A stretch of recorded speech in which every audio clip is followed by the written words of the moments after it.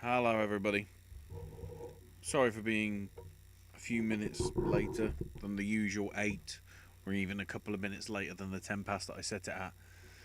If you're watching this live, which from the live figures is not at the minute. So, but yeah, there is a little bit of speaking out stuff, but I'm not going to use that sort of thing because mostly this week it's been the follow up to that rather than allegations. To be honest, mainly most of the allegations have been in terms of streamers and the gaming community. That it started on last week, but certainly more have come out over over the last week or so. But there's still quite a bit to go through. 2 viewers, my word.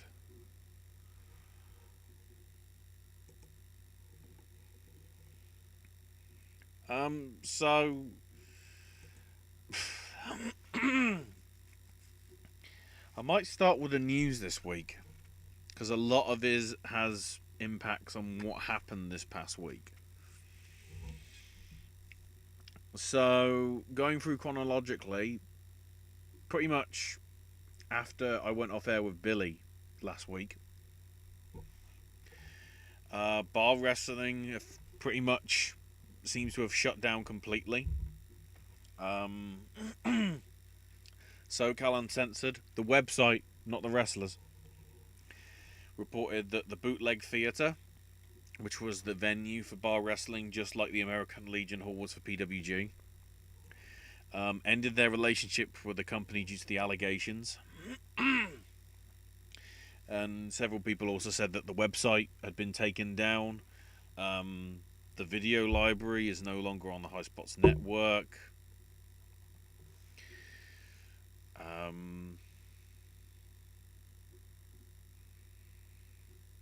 Basically, after the initial accusations came out, Joey Ryan posted a lengthy message on his Twitter account apologising. Then more accusations came out, which led to Joey deactivating his Twitter account as well as the Bar Wrestling account. Following on from this, he got fired from Impact Wrestling, and it even affected AEW to some extent. Being the Elite was delayed by a day or two for them to, get, work out what to do in terms of presenting it. I'll get into that later because it did air, as I say, on a day's notice. But it also noted in the description, which I'll probably mention again later, all the Being the Elite episodes that featured Joey Ryan in any way, shape or form, with the storyline that they had on there, they're going to remove off the YouTube page. Which does make sense. Laughing and jollifying about, everything that happened. Then, an interesting sort of left field one. So, January 2016, Sammy Guevara is on, I can't remember whose podcast, but he said how he was at the Performance Center, he was doing a tryout and saw that Sasha was there, which obviously would fit because that would coincide with her being in NXT. And he described her as, I want to go effing rape that woman. Over a couple of tweets, he apologized, saying at the time he thought he was being funny and using words and terms that represent nothing but horror and pain. Wanted to apologize personally to Sasha. Sasha herself posted a statement. I was trying to... Did I really remove it? See if I can find the statement again that she put out, which she interestingly signed in her real name as well, Mercedes Varnado. Her statement was, earlier I spoke with him, he apologised and we had an open discussion. Words like the comments he made, jokingly or not, have no place in our society. I don't condone or tolerate this kind of behaviour. What one thinks is just a side comment can have a massive impact on somebody else's life and can send the wrong message. We have to hold ourselves accountable for our actions and the words we say, and I hope the situation shows him that. I hope from this point on, in order for growth and change within the community to take place, we can continue to have these conversations. No person, man, woman or child should even be subjected to a feeling of fear or any unsafe environment. We have to do better, not just for ourselves, but for generations to come.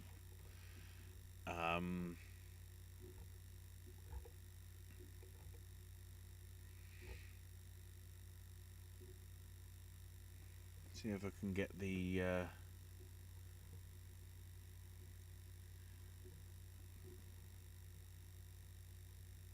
trying to... Hang on. I think I've got the audio muted. No, I haven't. Get rid of that. Trying to get it on Kevin Scampoli. I'm guessing something to do with that. The Effing Show podcast or something, but you know, it's from 4 years ago.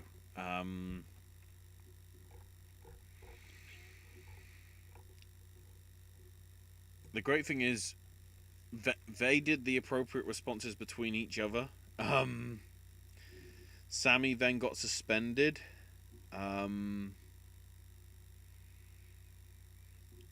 Without pay until further notice.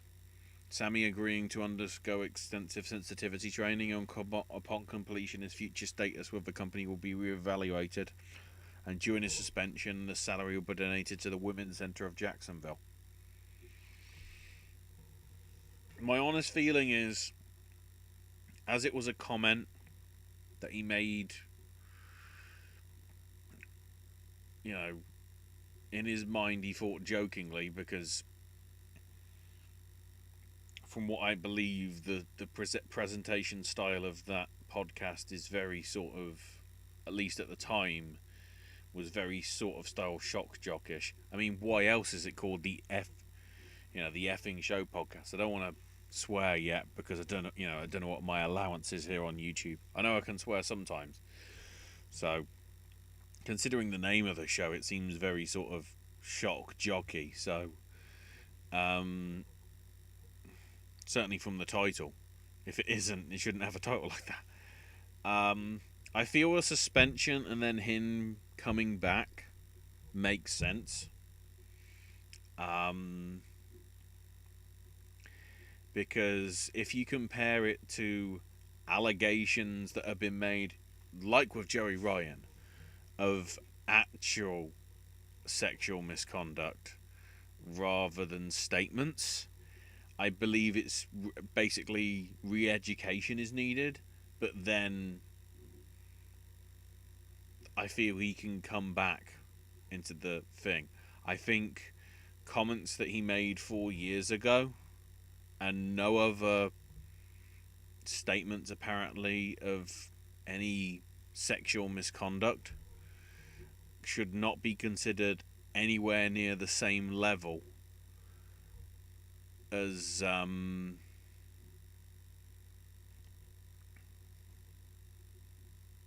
you know, actually being in inappropriate relationships or inappropriate conduct with people. So yeah, we'll jump back to that. Following on the chronological stuff, FS1 announced that production is scaling back on a number of shows, including their boxing show and some of their soccer programming, and WWE Backstage.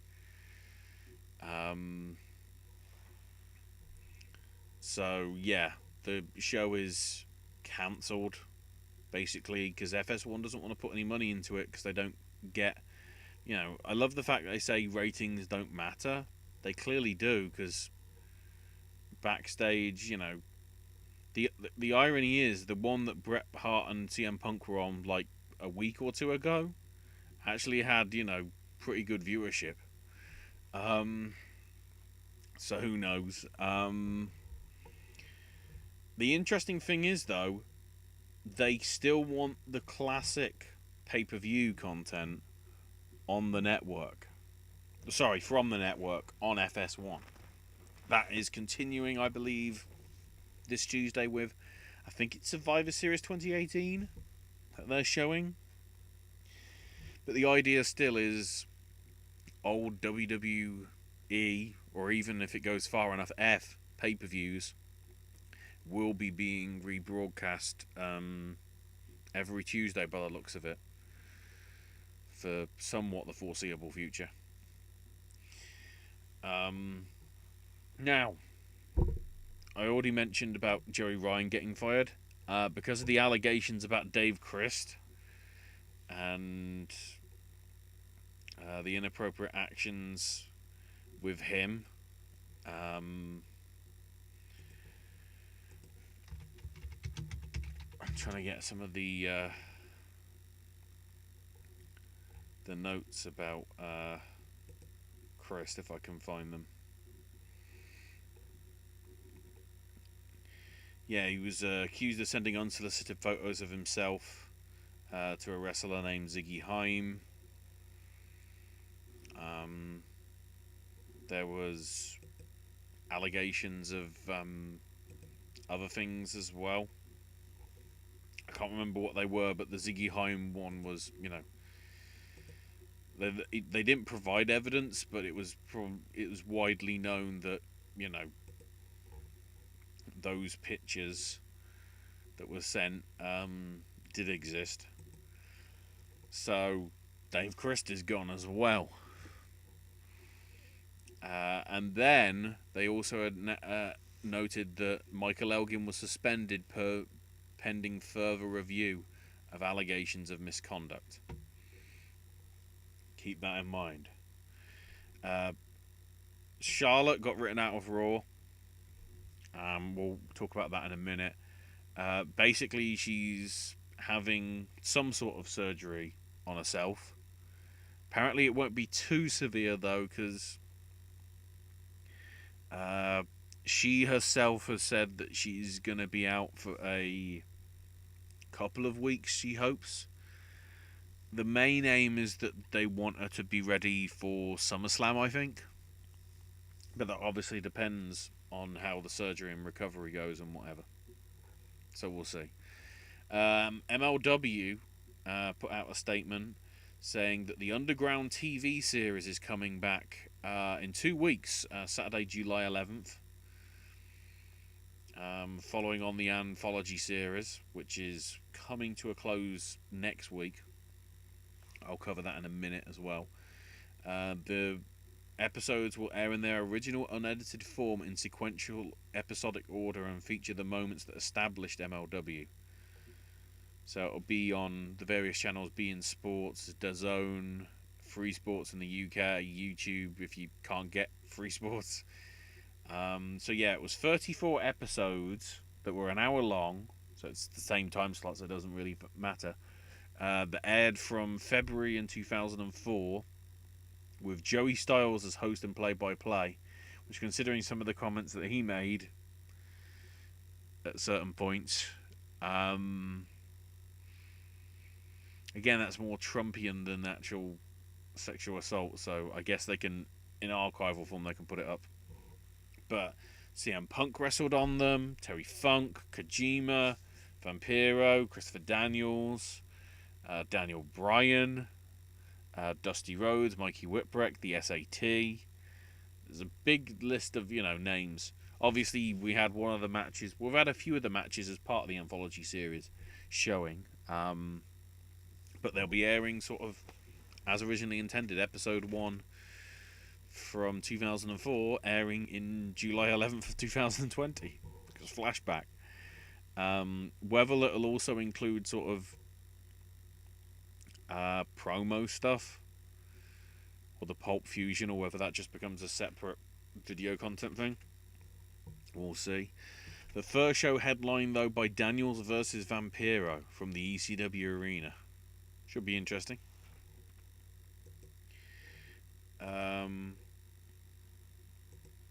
Dave Lagana released a statement denying the sexual assault allegations put against him by Liz Savage when she stayed with him, and the nature of the relationship and what happened in her sort of getting axed from the building that we're in and whatever. Basically, he says how he takes her allegations seriously, and that he voluntarily stepped down from the NWA and everything because didn't want to involve the people at the time.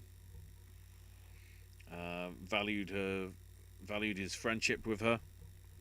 Sorry that she feels that he wronged her, but says that the incident did not happen.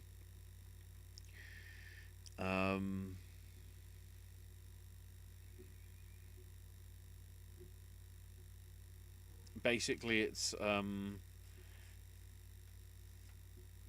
never made a non-consensual move on her during waking hours, which he says is correct as to what she said, but the non-consensual move while with sharing a bed he denies, saying, I did not touch her in the way she claimed, I never touched her like that, and I never would have. Ben goes on to sort of the details about the allegation. If you want to look, the statement is out there.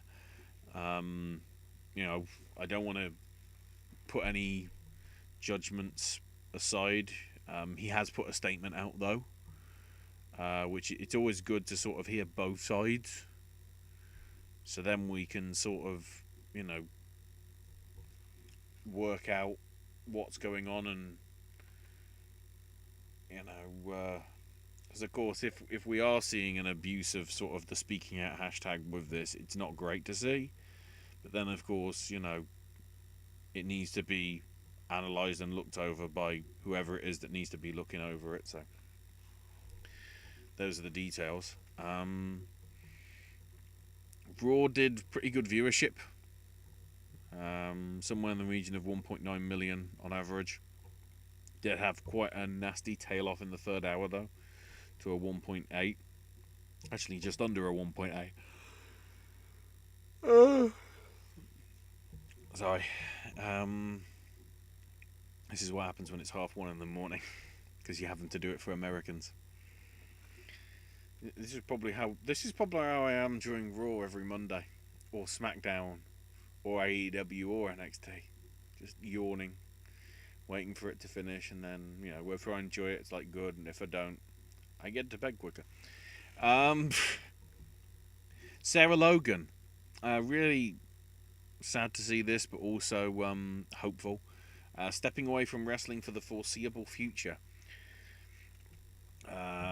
She, on her Instagram, she said, quote, a lot has changed in my life recently, and I've stepped away from wrestling for the foreseeable future. Wrestling is all I've known since I was 17, so it's time I let myself focus on other things and explored other parts of myself.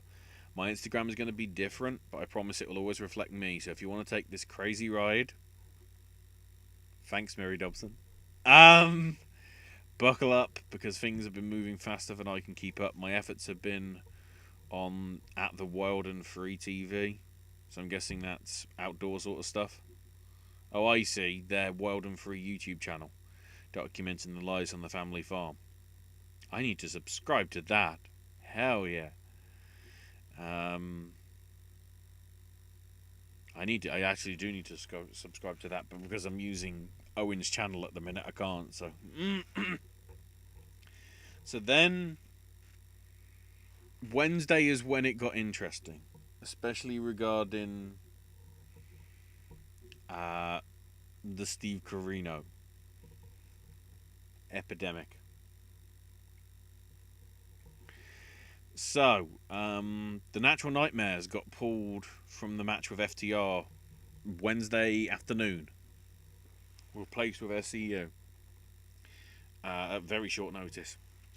The reason was, according to Tony Khan, QT Marshall had, quote, brief contact with a non-wrestling acquaintance who's since tested positive for COVID.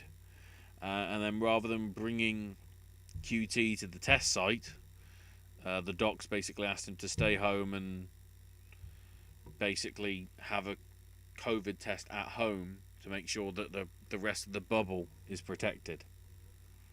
Which is interesting stuff that came out about interesting timing, which we'll bring up.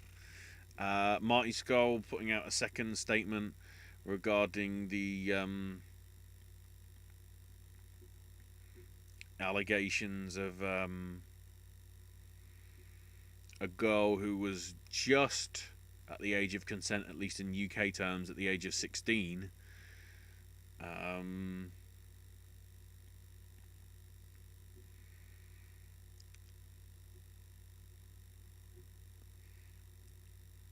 Being in a sexual action.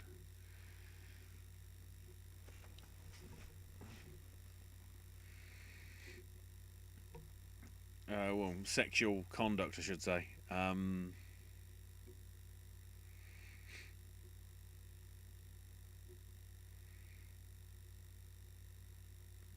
Other allegations against the IPW stuff as well. The company founder had sexually assaulted her.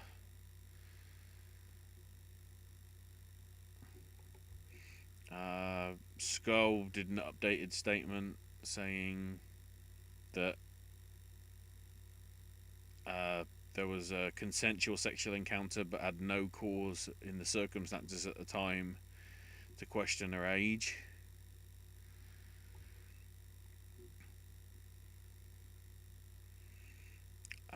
So it's not looking good. Ring of Honor is doing an investigation into it and the other ones, which I'll get to in a minute. The other little tidbit from this as well, IPW, which I thought got closed down, but apparently was going to come back in some shape or form again for like the third time, announced that it is shutting its doors for good. I don't think Dan Edler was even the owner of this iteration, but just because of the sort of the connotations with the name and the stories, they said, yeah, we're ditching it.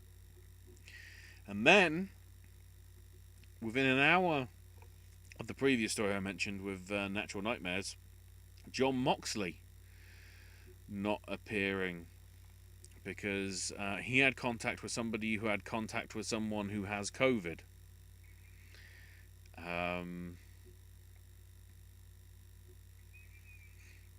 So basically the docs asked him to stay home and get tested to protect him at the test site and at the wrestling site.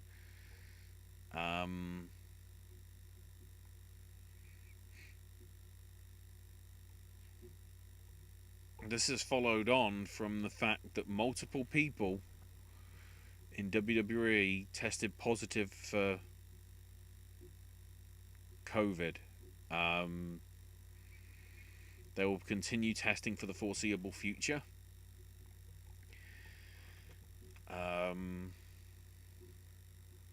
Multiple people, maybe as many as 24 tested positive.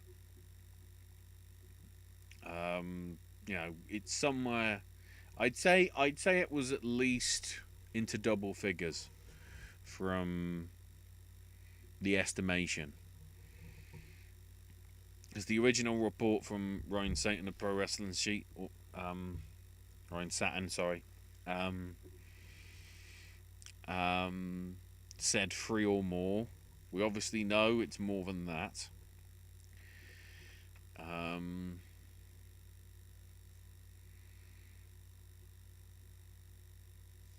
So one talent said that their testing is taking place at every taping and that they're isolating and staying in their hotels or their homes if they live obviously in Florida there. One's testing twice this week, and those in Orlando were given a 2-hour heads-up notice for a mandatory test that they all had to take.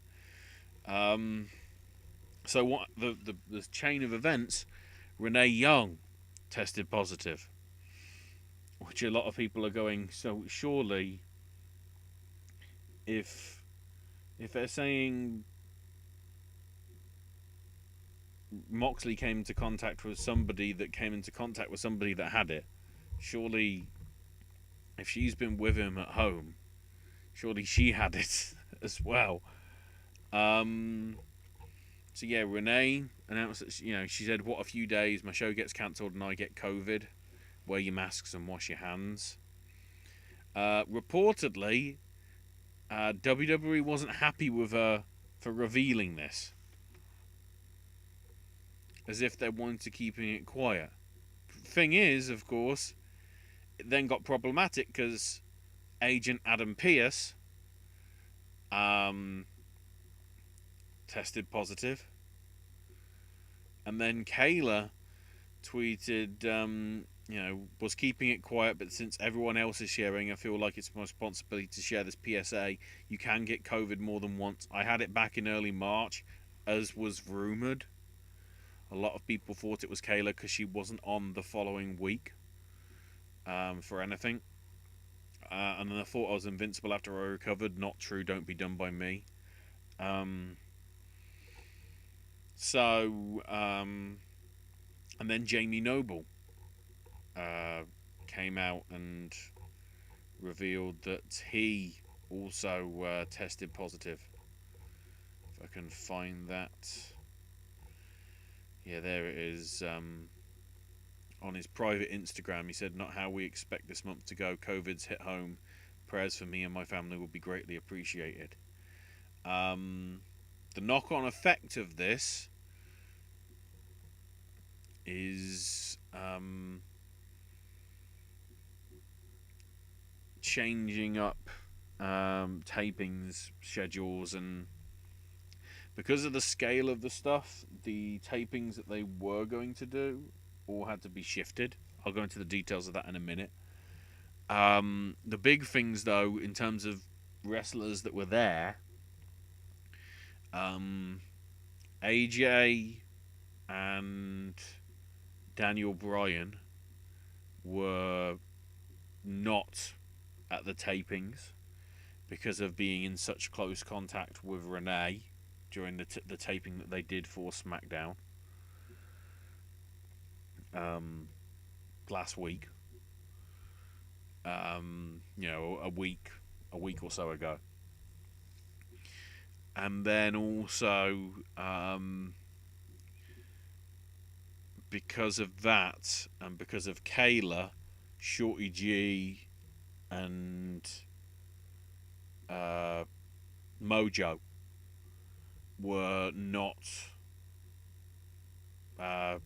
required to, participate and show up, because they were kept away just as a precaution. Because I believe Kayla, as well as I think Jamie Noble, was the agent for that match, or it might have been Adam, one of the two. But because there were 2 positive cases involved with that sort of angle and match and everything, they decided to put it on the safe side. I think the same goes for Natalya as well. She isn't part of the Raw tapings that happened. I'm not sure why that is exactly. But she wasn't part of the tapings, at least from what I've heard. We'll find out tomorrow, I guess, as to what happens with that. So yeah, and then the goal of WWE, because of course they be Gaul. If I can get the...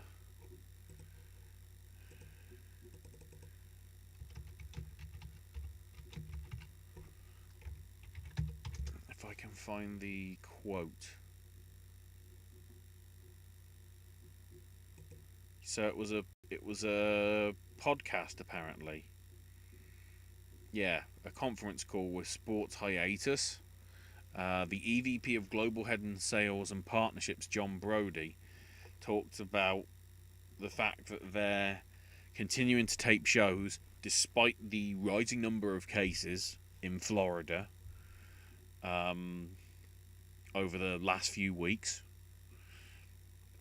on top of the fact that there was rumours of policy of no masks being allowed, even though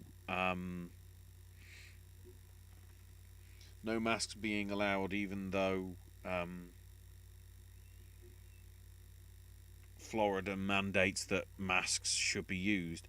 The positive effect, at least from what we saw, was there was a fair number of people.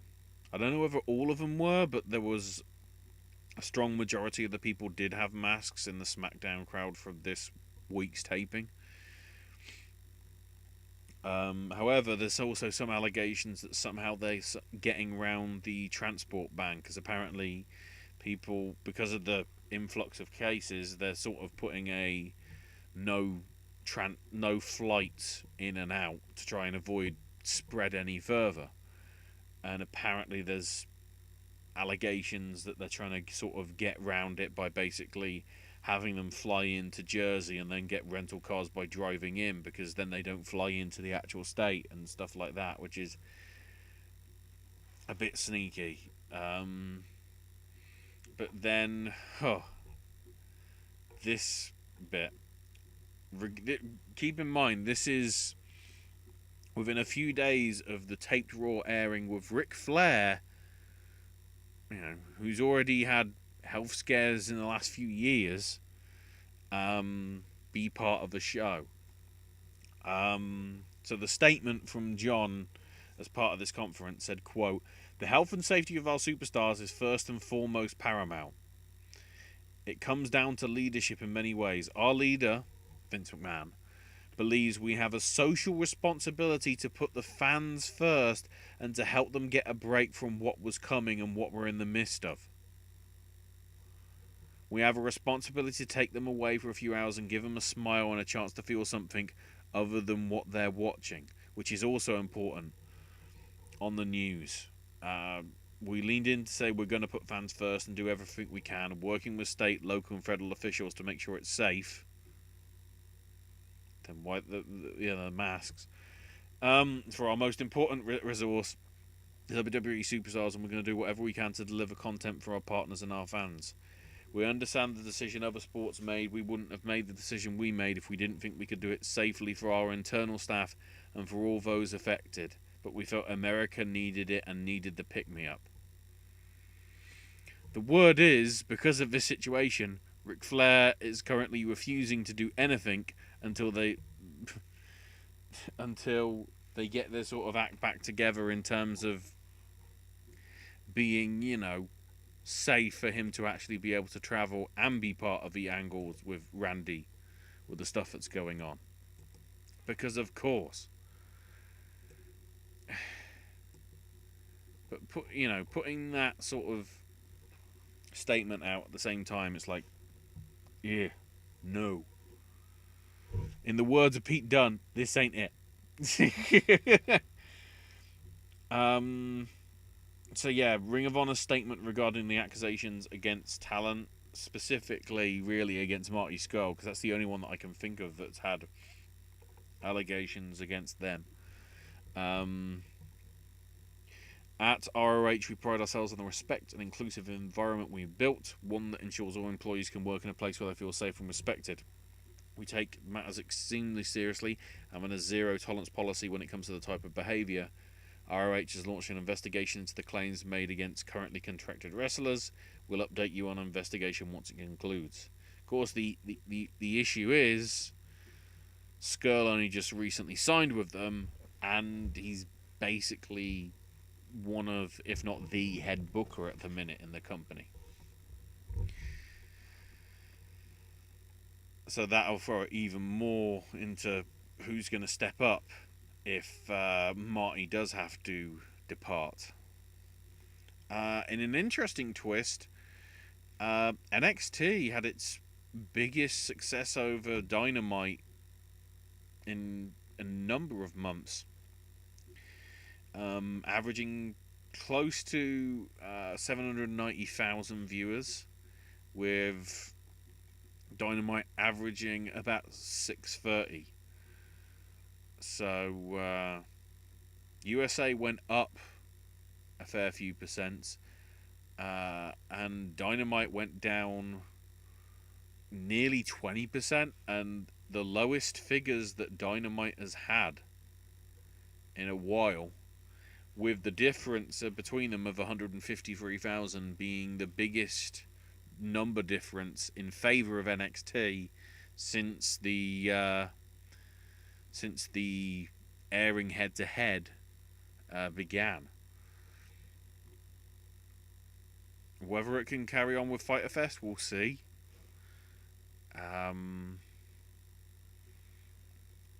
It's interesting because both had pretty strong shows this week. I'll get into that in a minute.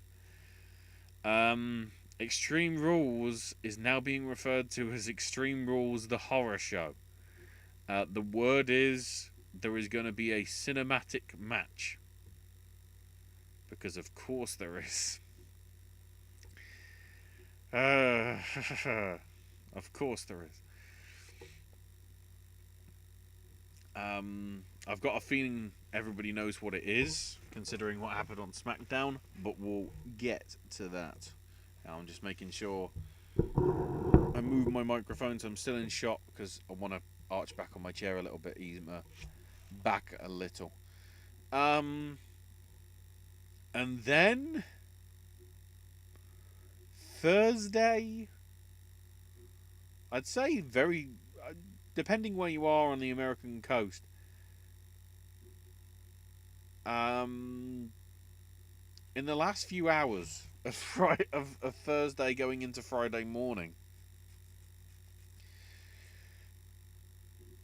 a really interesting statement came out, because it was one sentence. Impact Wrestling has confirmed it has terminated its relationship with Tessa Blanchard and stripped her the Impact Wrestling World Championship.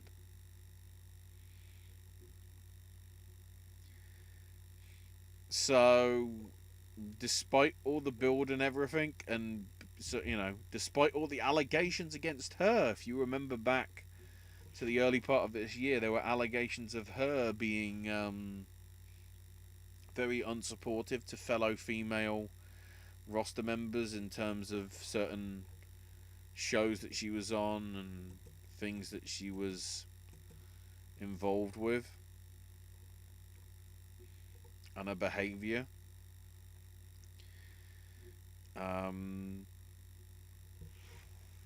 It was an interesting move putting the title on her, and she did okay for what she did. But then, yeah. I think I'm trying to remember her last performance or her last appearance. So the last two set of tapings that have happened, she hasn't been involved with. She was supposed to defend her title against Elgin and Edwards at a triple threat at Rebellion back in April, but that obviously got affected because of the pandemic and everything. So PW Insider basically said that relations have been icy in recent weeks, especially after the fact that Tessa didn't send promos from Mexico, where she's been residing with her fiance Daga, for the 1st of June episode a few weeks back. The footage was slated to have been edited into a sit-down interview conducted by Josh via satellite, but because the material wasn't received, they then had to very much last minute re-edit the episode with other content and have host segments changed and new voiceovers cut last minute. There was also attempts apparently to get her to return and drop the title, but the two sides were not able to come to terms. She didn't want to drop the belt, despite the fact that, as it says, next, Blanchard's deal was set to expire before the pay-per-view, with Impact hoping that she'd return for a final appearance, But when it became obvious that it wasn't going to happen, they opted to cut bait and move forward.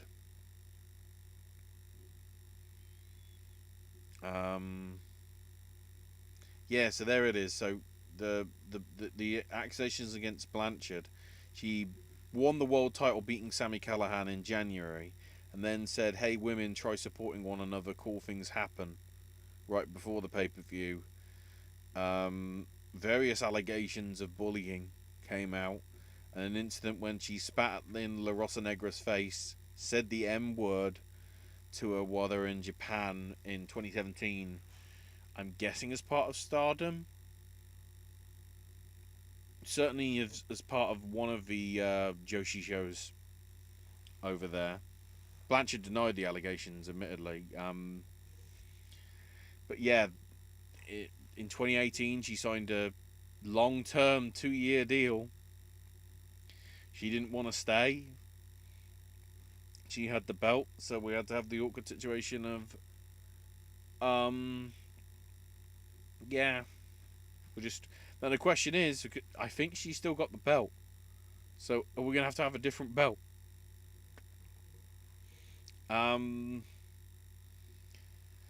The other sort of farcical thing, if you will, that suddenly came out is rumor is Tessa Blanchard is wanted by WWE, which, considering all the previous allegations against her, people may not, feel that's right.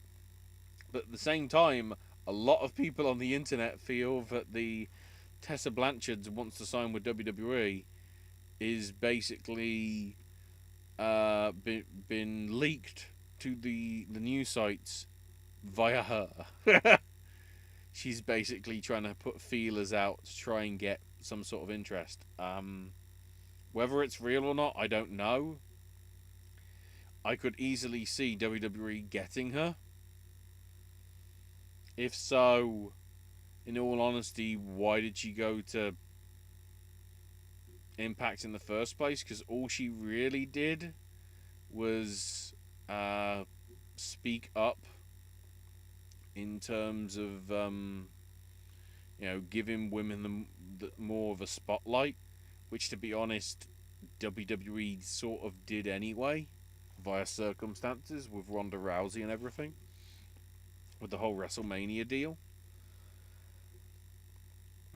And then having her being top of the man's world, irked some people. And the fact that WWE hasn't really gone with it, and in reality the experiment sort of failed because she, in essence, held that belt for maybe a couple of months in terms of from the pay-per-view to the last of the TV tapings airing with her in the build-up to what would have been Rebellion. And from that, nothing really happened. And in essence, she sort of wasn't interested in sort of holding it out. So basically, they had a world champion that possibly and realistically didn't defend her title ever. Admittedly, some of it was obviously due to the COVID circumstances. But at the same time, part of you feels whether she could have used this as sort of leverage on purpose for her situation. I don't know.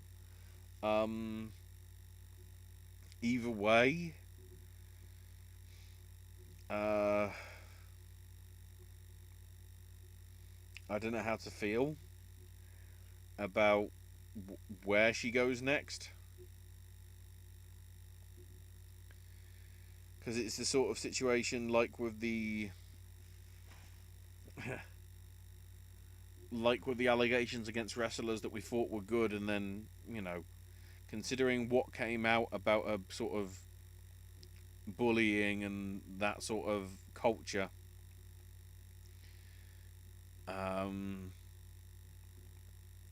whether that's an attitude that we need, considering everything that's happened with speaking out and Black Lives Matter and Pride stuff over the last few months.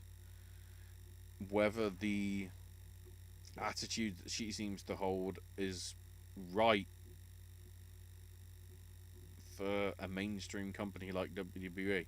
Not saying that Impact is, but WWE is on the stock exchange, so it's probably a different level at the minute. In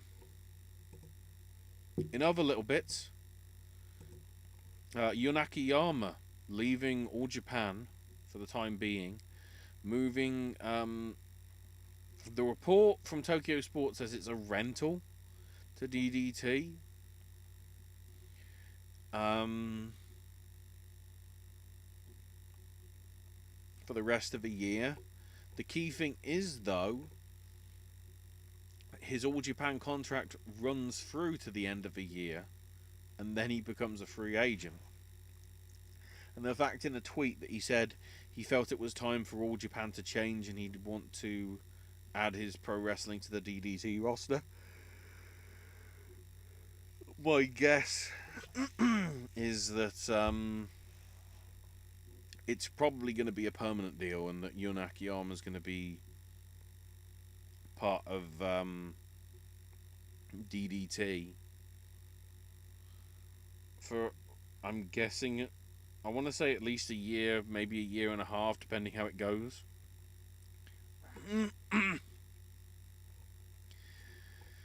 Then the other news came out with another Impact one-sentence statement. Impact Wrestling has announced that Michael Elgin will not be appearing in any further Impact Wrestling programming. I believe some people then asked, does that mean he's been released? And they just said, we refer you to our statement. Which, you know, when it's will not be appearing in any further programming, that is weird, vague talk for saying they have been released. Rather than, you know, just saying it. You thought that might have been easier. Elgin put a statement on Instagram saying how he appreciated the time and opportunities given in Impact, and how the locker room, the crew, and the company officials were a pleasure to be associated with. For now, I have to look at the bright side. I have more time to spend with my son and to reclaim the time that's been missed. So that was an interesting 12 months. And then, the following, within about an hour or so of that, or a few hours from that, WWE released Ligero and Travis Banks. PW Insider saying that Ligero got released post wrestling, saying about Travis Banks' release. WWE didn't publicly announce either of them, but they're no longer on the roster page. Ligero responded to the accusations that were made. Some that he was saying that were false, but regarding some of the other statements, and that you know, how he was inappropriate in some of his actions. He deleted his Twitter account. And then regarding the Banks and Millie McKenzie stuff, there was a statement issued, which I can't remember whether I touched on properly last week, but I want to go through it here, saying how you know, Millie was a close personal friend. They'd be shows together, attend the same social events, travel together, and hang out at the wrestler's house where he was living. And a consensual relationship was formed. The relationship broke down between both parties after it ended, and we agreed to talk it out, apologise to each other for actions beyond the relationship breakdown, and after the comment to repeat the apology. Millie then rightfully, I feel, stood up, spoke out further, with a very powerful, I think. I don't know if it was a tweet or an Instagram post or whatever, but how dare you, Travis? I had never had anything to apologise for. You manipulated the position of power over me. At 17 years of age, I had no excuse. I had no idea what a relationship actually entailed. The mental and emotional hurt you put me through is inexcusable, and I'm not the only one of your trainees that you've done this to. You're a liar, a manipulative person with no conscience. I think the tweet may have said conscious, but she obviously meant conscience, or it might have been mistyped properly by the person that noted down the statement. But yeah, manipulative person with no conscience, and you always believe that you're in the right. You are not right. I am not scared of you anymore. You hold no power over me. To all the people that message saying that they wish they could have done more at the time, please help me now to create a self-working environment for me again and others. Don't protect him this time just because he's your friend. In relation to that, because of the allegations against Martin Zaki, Ben, which I'm pretty sure, from what I vaguely remember off the top of my head, is Trent Seven, his real name, said that because of the allegations, Martin Zaki is no longer associated with the company. I believe Will Calling basically asked in response to this, does that mean, has he had any pay or any compensation because of going? And Ben basically said no, he's just gone. They're going on an indefinite hiatus to make sure everything is sorted with the company. A lot of people are thinking the Fight Club Pro name probably needs to change. There's still an appetite for obviously wrestling in the Midlands area, but I think just because of the name and everything, it needs to sort of start afresh, which I understand. In terms of I think I made a brief comment about it last week. There were allegations against Trent Seven himself, but not many people were sure about the validity of them. He defended himself, saying how it was consensual and the women were not underage like the allegation was, which I believe it got confirmed that the women he was accused of chatting up weren't underage.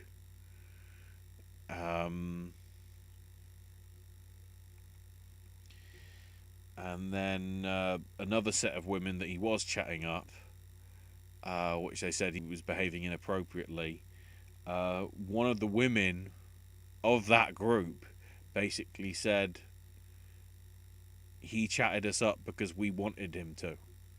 We were basically at a party, we were probably drunk, and we were chatting to him, and we sort of wanted him ourselves. So because of that, the Twitter account as well as the statements from this said accuser suddenly deleted and disappeared.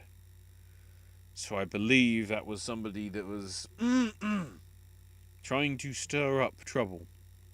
As I say, the problems with the speaking out and people manipulating it and trying to use it for their own personal vendettas may be. We don't want to see that. We want to see people using it appropriately and,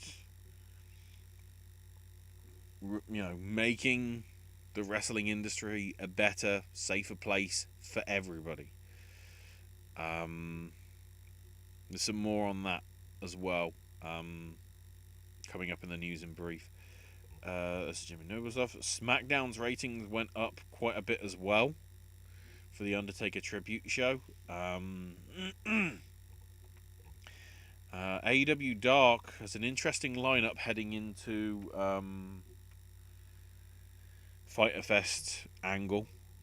I might as well go through the notes here because it's not in my AEW Dark notes for the actual matches that are happening. So on the card will be Max Caster losing to Sean Spears, Brady Pierce losing to Scorpio Sky, Lowrider and Fuego del Sol losing to the Butcher and the Blade, Kylan King and Skylar Moore probably losing to Brandila Rhodes and Ali.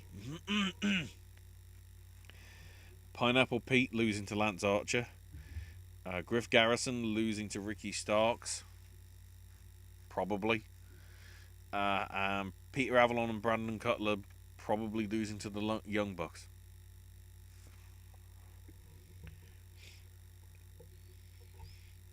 More than likely. Velveteen Dream released from the hospital following a car accident. Yeah, basically he was released from the hospital on Friday. No other details really have surfaced about it. Of course, there's, allegations regarding him of inappropriate behaviour from a number of months back. The issue there that seems to have cropped up is problematic talent. I think the word that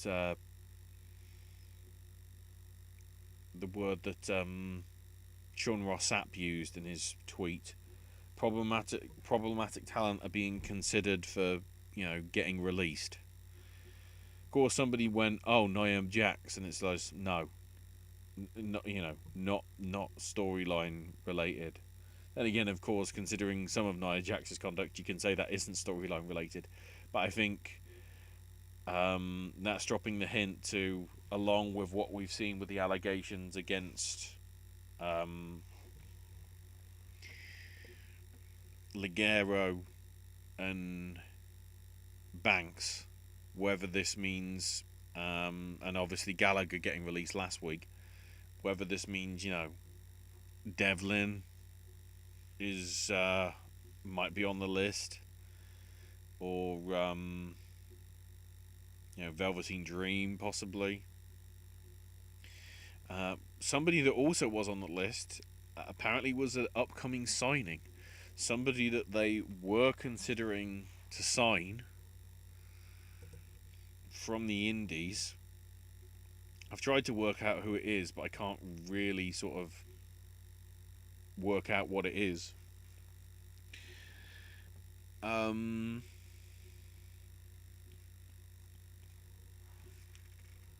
to think. Sorry, I had a brain fart. I was trying to work out who it was, and I can't honestly figure it out. But certainly, that person that was going to get signed, because of their allegations against them, they're basically ditching them and wishing them the best of luck in their... I was going to say wishing them the best of luck of future endeavours, but of course, they never really worked for them, so just, refuse them, I guess. And then Saturday, a 14-minute video came out from Mike Quackenbus addressing the allegations against him, accepting responsibility for some, admitting to others, and denying others as well. It was a very... It was...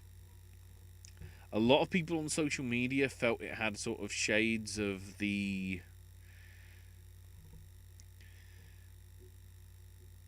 Kevin Spacey video that he did sort of in character as Frank Underwood for his House of Cards character, with regarding the allegations that came out against him, which I think is a little harsh, but I certainly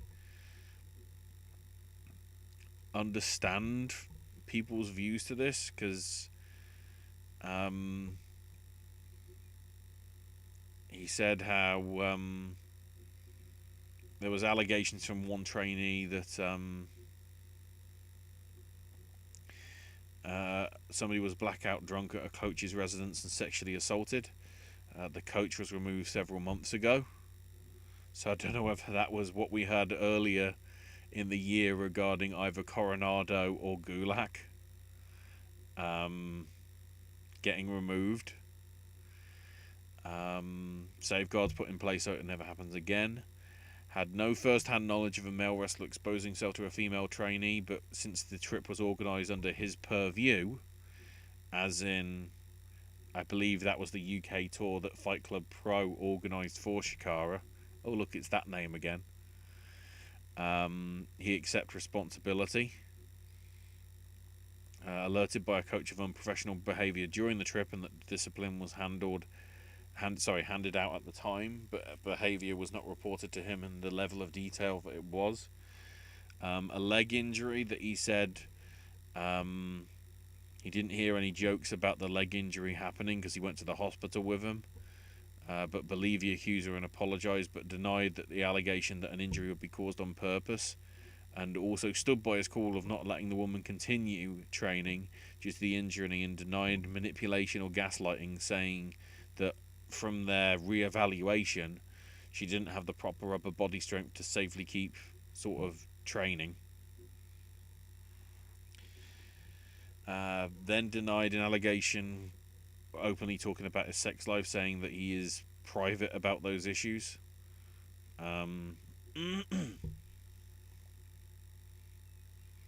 Saying that at 2 points of his professional life he was involved with active Shikara performers, but that they were consensual, and those two are free to talk about it if they choose. Didn't recall making a comment about an attractive female fan at some event, but apologised and accepted responsibility, giving the accuser the benefit of a doubt. Then started cracking up in tears regarding allegations, making appropriate comments about a wrestler with autism, saying how he didn't hear them but believes the allegations, and apologised to Steve Turtle Weiner,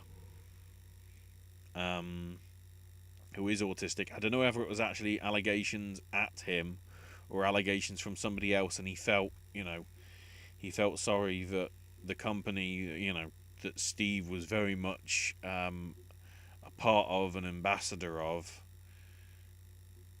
was not the right thing, and said he very might well have been a narcissist during that period, and apologised, and also admitted that he did likely use homophobic language at some point, but didn't recall making other remarks, but he should own up that he did and respect responsibility, as he did say ignorant things in his past. It was a weird sort of statement. He went through a lot of details.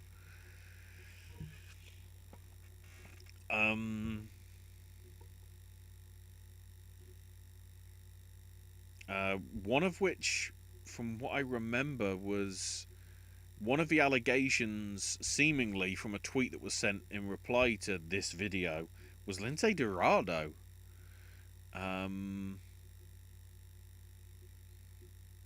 Yeah, I think it was maybe in reference to the exit interview of a trainee, where they said how hurtful it was to hear anti-gay slurs used aloud. I think it was in relation to that. It was certainly regarding an exit interview rather than, the re-elevation with the female and whatever. So I'm guessing it was something to do with that. I don't know. It's it fits in terms of the context of the exit interview, and the exit interview being brought up in Dorado's tweet. So. And then the other stuff, because of all the issues with the testing and everything and rosters, all the taping went completely all over the place. So Raw got taped a few days back, as did SmackDown. So the schedule as it stands, this coming Wednesday, July 1st, they'll be recording both Great American Bash episodes of NXT. The first of which will air live to tape that day. The other episode airing recorded the following week on the 8th. Thursday, July 2nd, they'll be taping so Fridays, and the following Fridays, SmackDowns, in addition to 205 live matches that need to be part of those tapings. And then Friday, they will be taping next Monday's Raw for July the 6th and the following Monday, July 13th, which I think is the go-home show before Extreme Rules, the horror show. Along with any main event matches that need to be taped and Raw talk. Talk. So yeah, Monday's Raw was filmed Saturday. So yesterday at the Performance Center, and that the additional NXT episodes that were going to be filmed on Thursday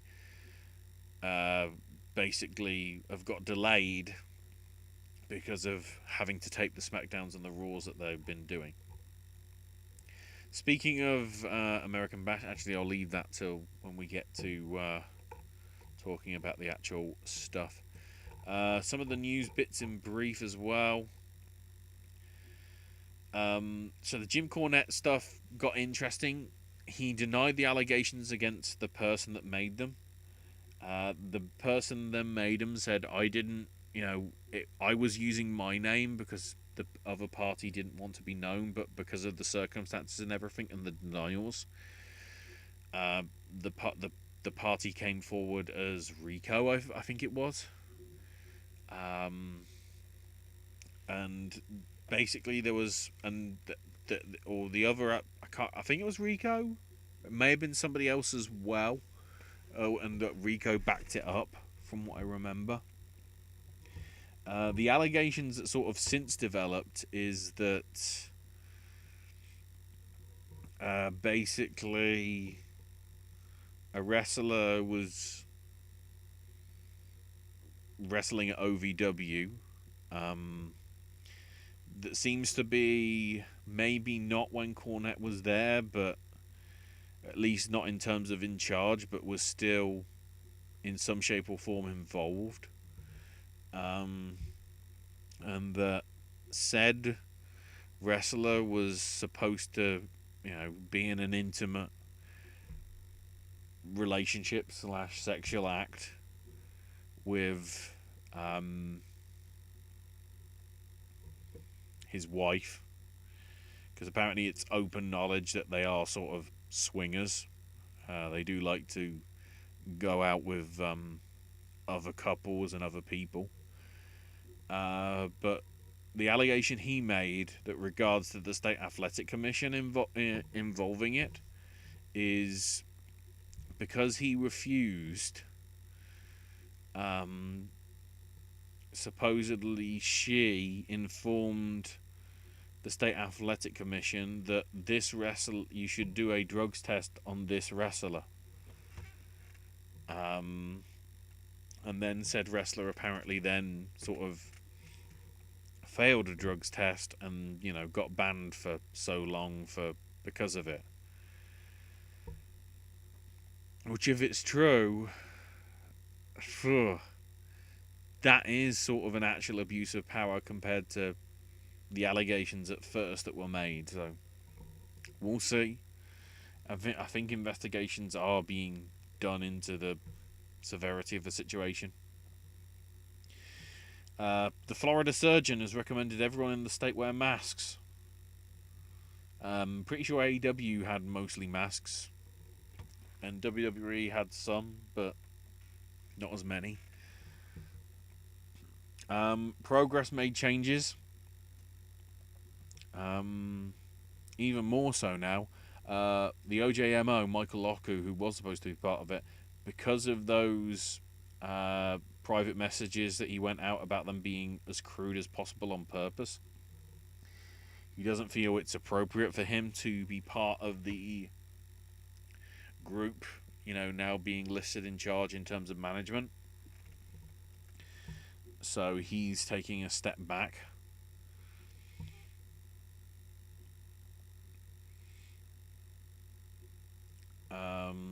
Mark Perry, also one of the referees, has been accused of stuff, along with Ligero and Banks and Devlin and Starr and Davis, like we mentioned last week.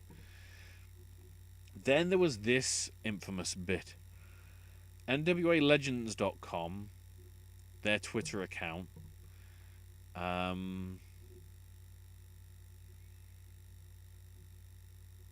put out a tweet.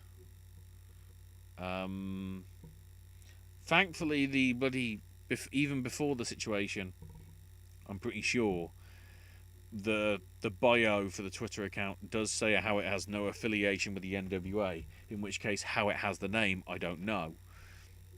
I think it was for some sort of I think it's for some sort of convention thing. But yeah, the tweet said, quote, and obviously this is in the context of whoever tweeted this.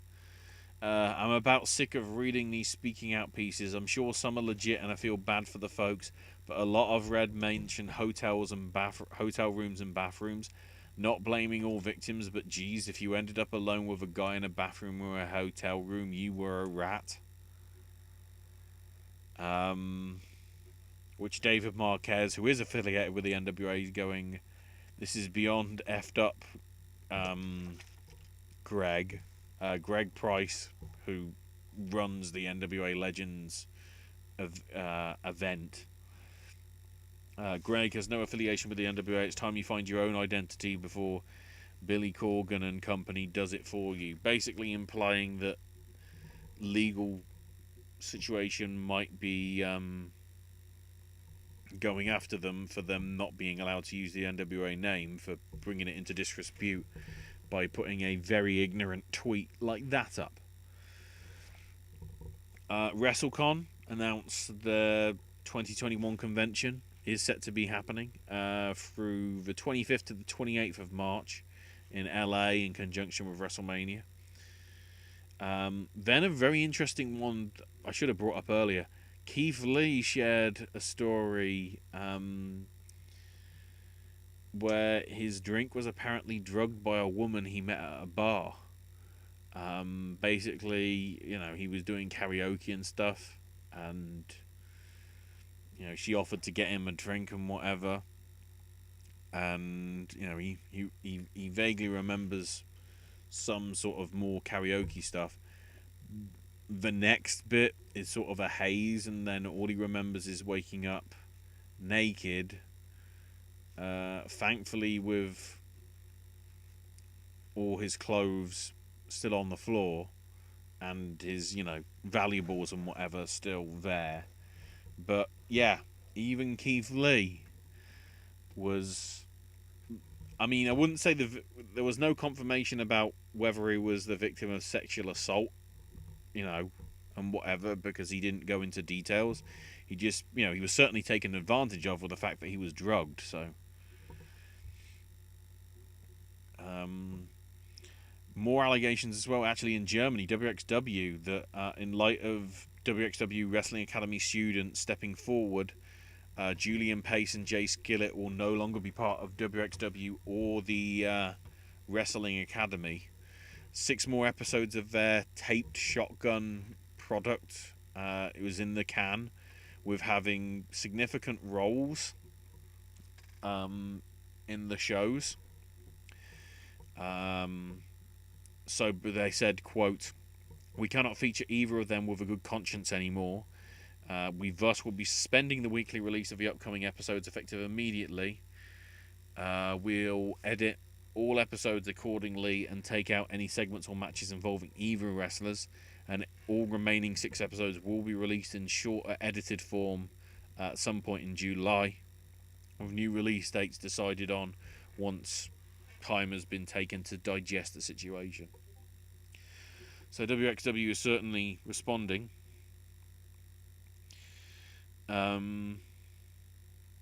Thunder Rosa's Mission Pro Wrestling is going to become an all-women's promotion, which is going to be all women seemingly across the board.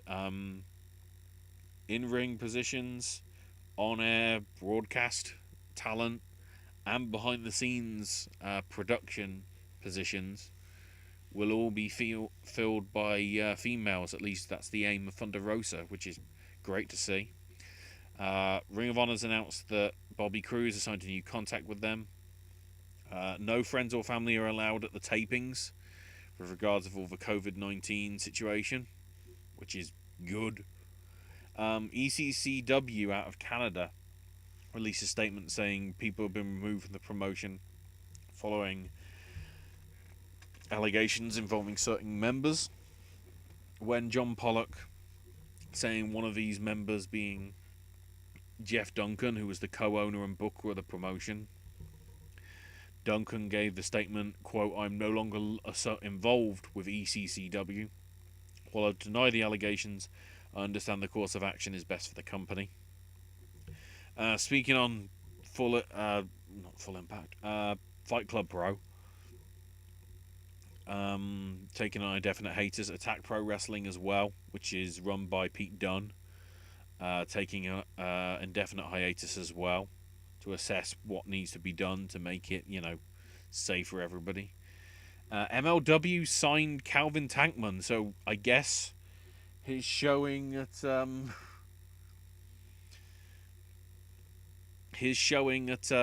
GCW last weekend did wonders, because in the space of a few days, he's already signed. The AJ Styles and Drew Gulak match that was supposed to be a part of SmackDown that got delayed because of AJ not being there is going to be set now, I believe, for next week. It is worth noting, though, that Gulak was a guest commentator for 205 Live for it. Also, regarding 205 Live, Legado del Fantasma, the stable of Santos Escobar, the former El Hijo de Fantasma, as well as Joaquin Wilde and Raul Mendoza, are set to appear on 205 Live, mainly because Isaiah Swerve Scott won on 205 Live and wanted a shot at the Escobar's title. I'll mention about that in the wrestling recap. Big E had 2 more armbands in tribute of black people killed as part of the Black Lives Matter awareness situation.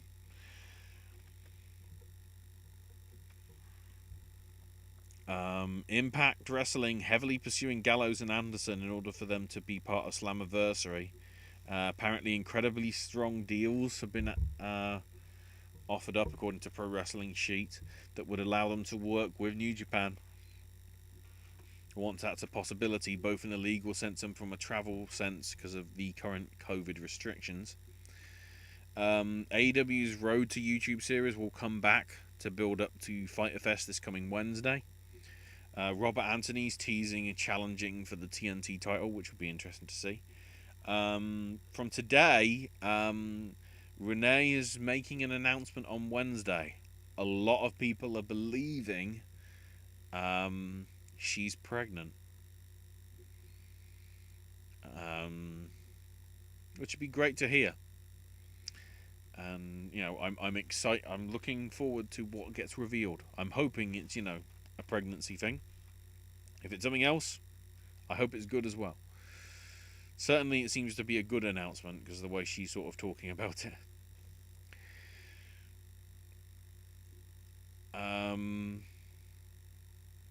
My Spy, those of you in America, because it constantly got delayed, it is now on Amazon Prime for you to watch. I don't think it was. It's an okay film. Nothing really good, nothing really bad. Bret Hart's launching a 35-episode online series on his website at $1 an episode, entitled Confessions of a Hitman, with him discussing different aspects of his life and career.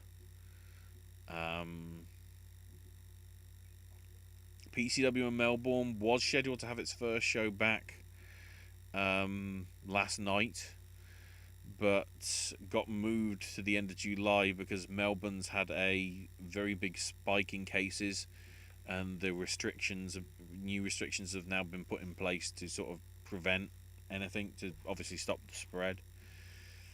And after multiple claims, Philippine Wrestling Revolution and Singapore Pro Wrestling have dropped Alex Cuevas. Let's see if I can quickly do a Google search for him in terms of what those allegations are.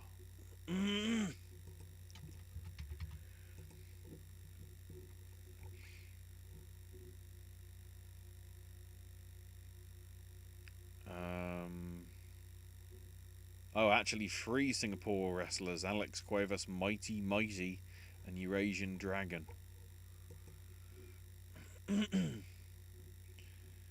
Have been released.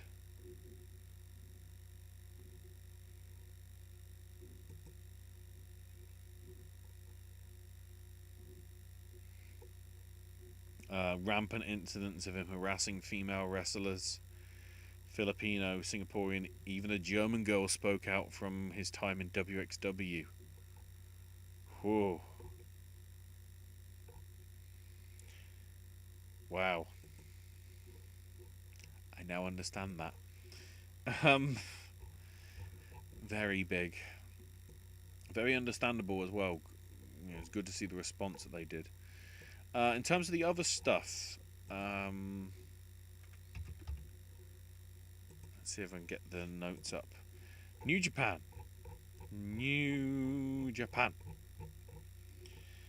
So night 3, again at Korakuen Hall, actually opened with the 8-person, the special event, which had Suzuki, Desperado, Kanemaru, and Doki beating Nagata, Yota Tsuji, Yuji Uemura, and Gabriel Kidd. So yeah, considering like there's Doki is sort of young boy, but not really, against Gabriel Kidd, Yota Tsuji, and Uemura, who are young boys. Yeah, that's probably going to happen. Then in the New Japan stuff, a good match between Sanada and Taguchi, with Sanada getting the win with a Japanese clutch roll through pin. Sho beating Shingo in an excellent match and somewhat of an upset. Shingo doesn't often lose, so Sho beating him, very interesting. Then the intermission happened, and then Ibushi beat Zack Sabre Jr. With a Kamigoye. And then Taichi beat Tanahashi, which I foresaw something happening as sort of an upset with one of the two.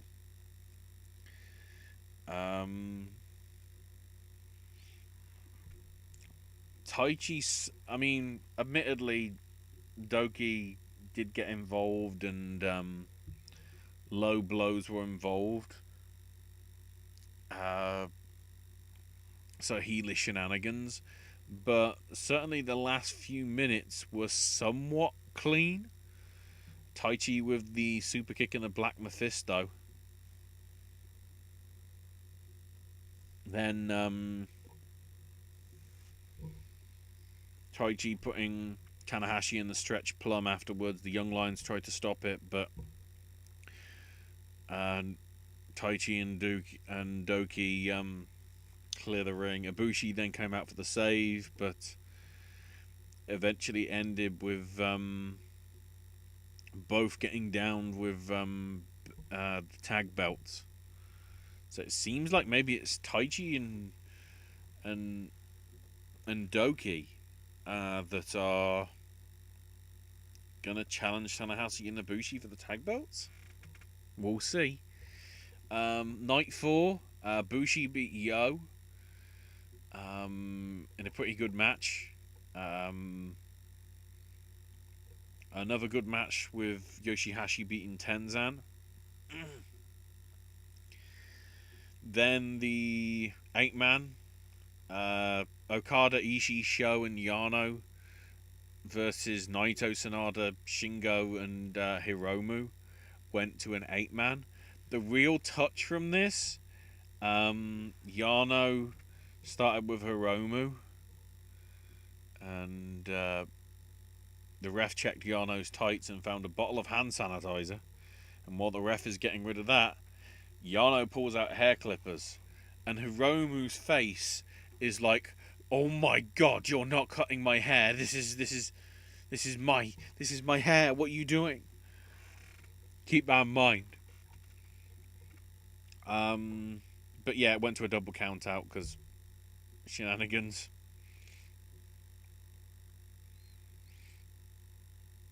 Yeah, Yano pulled out a roll tape and taped up Hiromu's legs.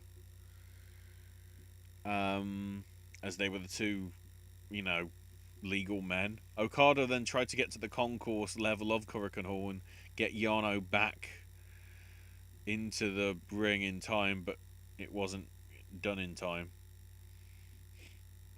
And rather than cutting the tape off Hiromu, Naito and Shingo just carried him to the back. So comedy stuff there, but we'll get to the real comedy in a minute. Then after the interval, Goto beats Yujiro. Started slow but got very good by the end. And then Evil beating Kojima in a very good main event. Everything is evil with the close. And then night 5, the first of the second round events, started with Taiji Mishimori beating Kanemaru. Pretty quick but solid match between the two of them. Ishimori getting the win with a bloody cross. Then Ishii beating Makabe in stiff o'clock. Probably not as good as like the Suzuki Nagata one that we had, but still pretty good. Ishii with the vertical drop brainbuster getting the win. Then in the special event, Tanahashi, Ibushi and Taguchi beat Taichi, Zack Sabre Jr. and Doki. Taguchi with the Ensagori and the Dodon with the pin. Sabre and Taichi then attack Tanahashi afterward. Tanahashi and Ibushi, and so I'm guessing it is Taichi and Sabre then that are going for the tag belts by the looks of it. Then Hiromu Takahashi versus Toriyano. In terms of logically how this worked, this 9.25 minutes was very well done. This is the equivalent of a cinematic match, really, in Western wrestling that we're seeing at the minute. So Hiromu has a construction helmet on because, he's wary of the Clippers. He saw what happened the day before. And the referee took the hand sanitizer away from Yano. And the match started. Yano immediately pulls out the hair clippers, and Hiromu is like, "What's going on?" Crawls under the ring. Yano goes after him. Hiromu gets on the other side, takes out Yano, and grabs the clippers and goes, "I'm going to cut your hair instead, Yano." And he's doing he's clicking it, and it's like they're not working. I guess the battery's dead or something. I don't know.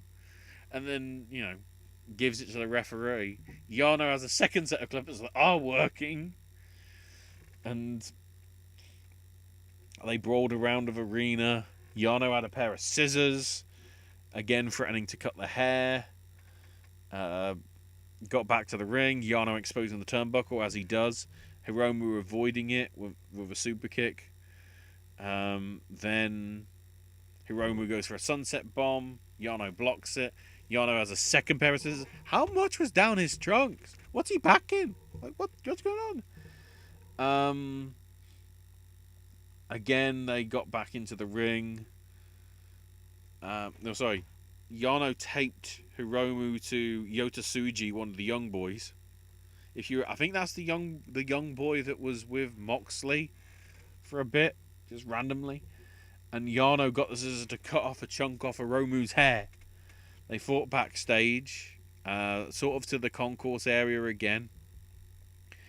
But Hiromu managed to get the tape it round Yano's eyes, hit him, kept beating him on him to make sure he couldn't get in. Pushed him into an elevator with Hiromu still attached by his ankle. Going in, pressing the button to make sure it goes to the ground floor. The door shuts. Yano's still in there. And then him and Tsuji hop as close as they can. They get to the ring at sort of about 15, but then, of course, because of the way their legs are tied together, they don't have enough upper body strength because of the exhaustive nature of what's just happened to be able to both pull each other into the ring at the same time in order for the count. But eventually at 19, they just slide in time and progress on and hobble to the back together, still taped. I'm pretty sure that continued on in the post-match interview. That's the most novel Yano comedy match I've seen in a while.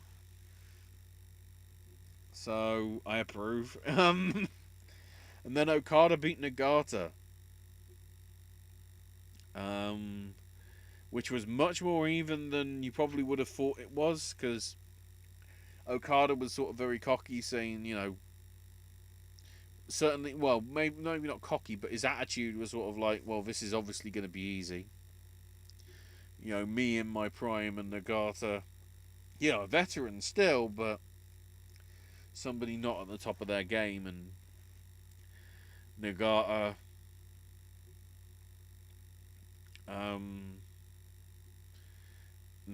was really good. He managed to get the I can't remember what he calls it, his head and arm choke submission. And Nagata's sort of, the expressions on his face through all of this were sort of like, somebody had better take still images of this and like put it into sort of context for like crazy stuff. Eventually he tapped, but overall, Yano and Hiromu was great. Okada and Nagata was great. And certainly pretty much all 4 of those matches from night 4 of night 3. All 4 singles matches as part of the thing were really good, and most of the night 4 card as well was pretty impressive to see as well. And the fact is, because there's only sort of 5 matches or so on these cards, they're going at about 2 hours, and they're really sort of good. If you can catch up with them, 6 in the morning Eastern, 3 in the morning Pacific. It's a bit sort of not great for you. If you're in the UK, it's 11, so it's much more nicer, I guess.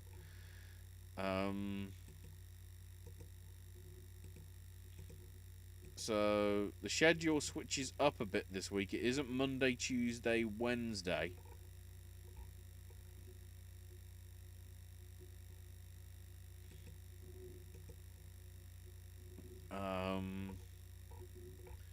It is Wednesday, Thursday, Friday. So this coming Wednesday, round 2, we'll have Ibushi versus Taichi, Sho versus Sanada, Goto versus Evil, and Yoshihashi versus Bushi. A special match being planned for the event as well. Then day 6. No, sorry, that was day 6. Day 7,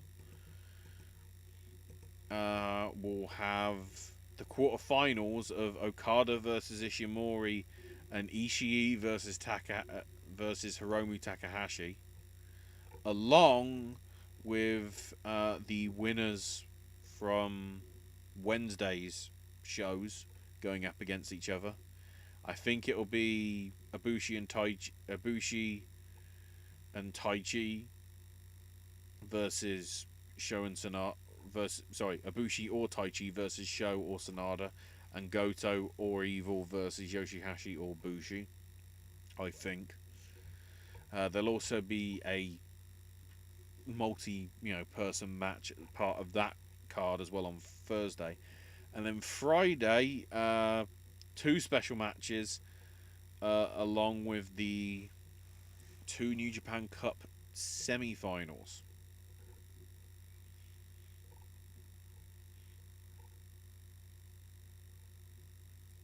And then I need to look at this because I thought this was already broadcast.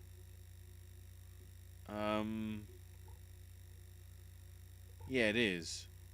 So New Japan World will be airing Clark Connors versus Alex Coughlin and Jeff Cobb and Rocky Romero versus TJP and Cole Fredericks as part of the Lions Break Collision stuff. So it's the shows that they've been taping in the LA dojo, starting this Friday.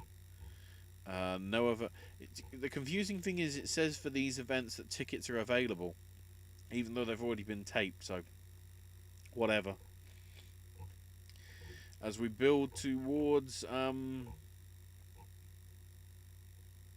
the Osaka Joe Hall show next Saturday, the 11th, and then Dominion the following day in the same venue on July 12th. Both, hopefully, fingers crossed, in front of some capacity crowd, which will be good.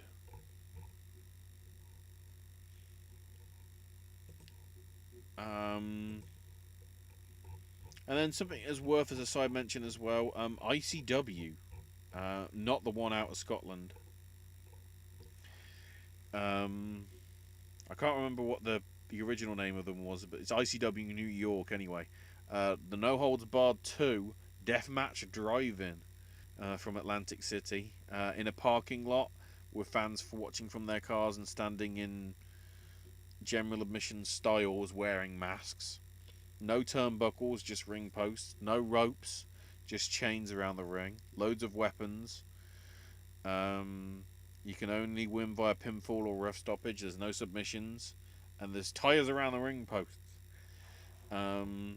Started off with... it started off with Nick Gage and Casanova Valentine. Except, before the end of it, the feed crashed. IWTV servers couldn't cope with the demand for seeing Nick effing Gage, I guess. Gage won. And then while the stream was off, Dominic Guarini beat Tony Deppen. Apparently those matches will be included with the replay when it goes live. I don't know if it's gone live now, but certainly within the next few days.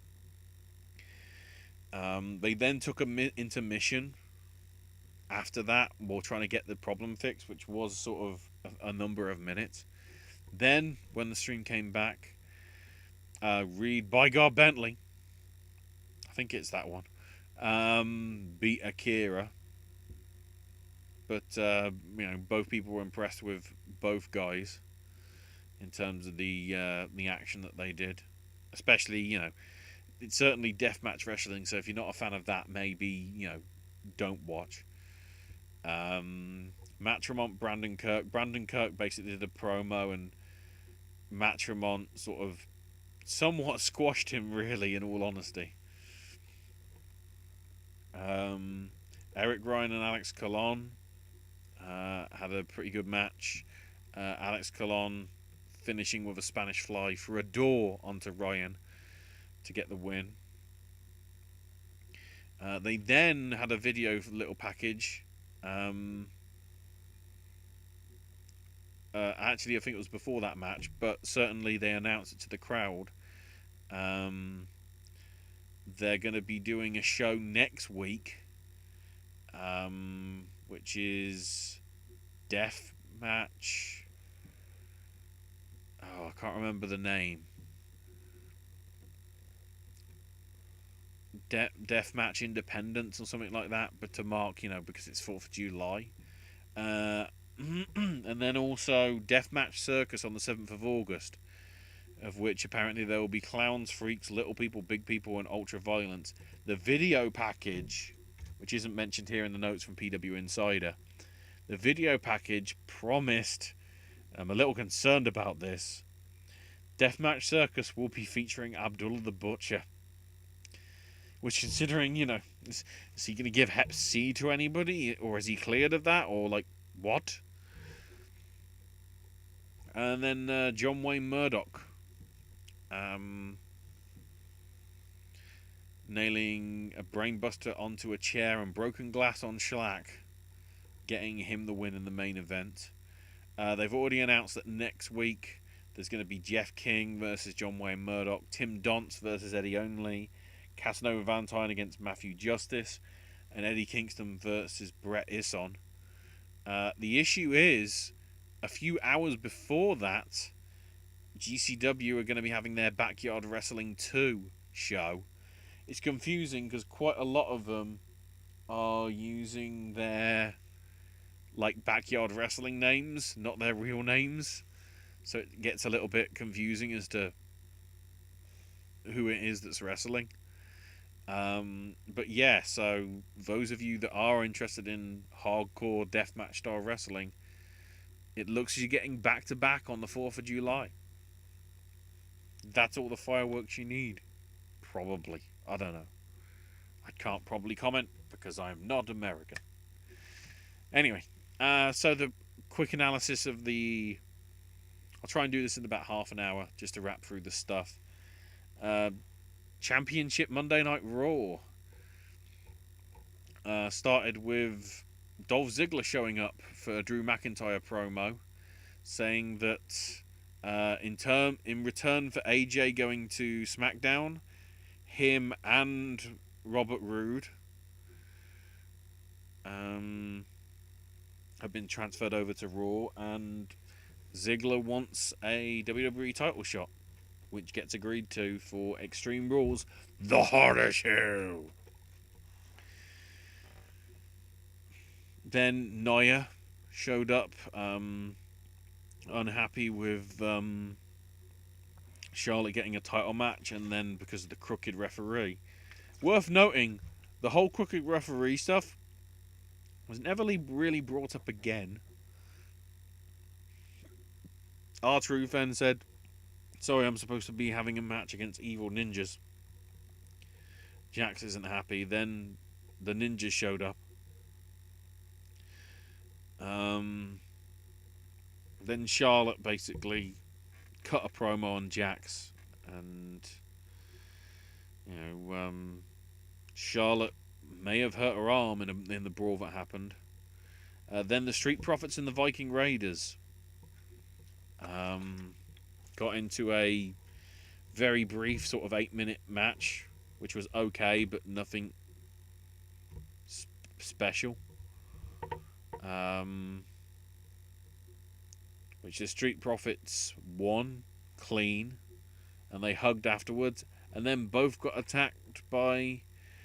Oh, sorry, the Profits celebrated, got attacked by Andrade and Angel Garza, and then the Viking Raiders came back down, the heels bailed, so whatever.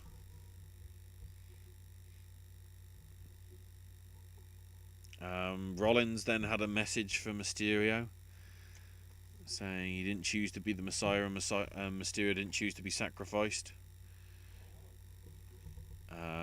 Whatever becomes of them, it'll be Rey's fault. Legends never die, but they can outlive their welcome.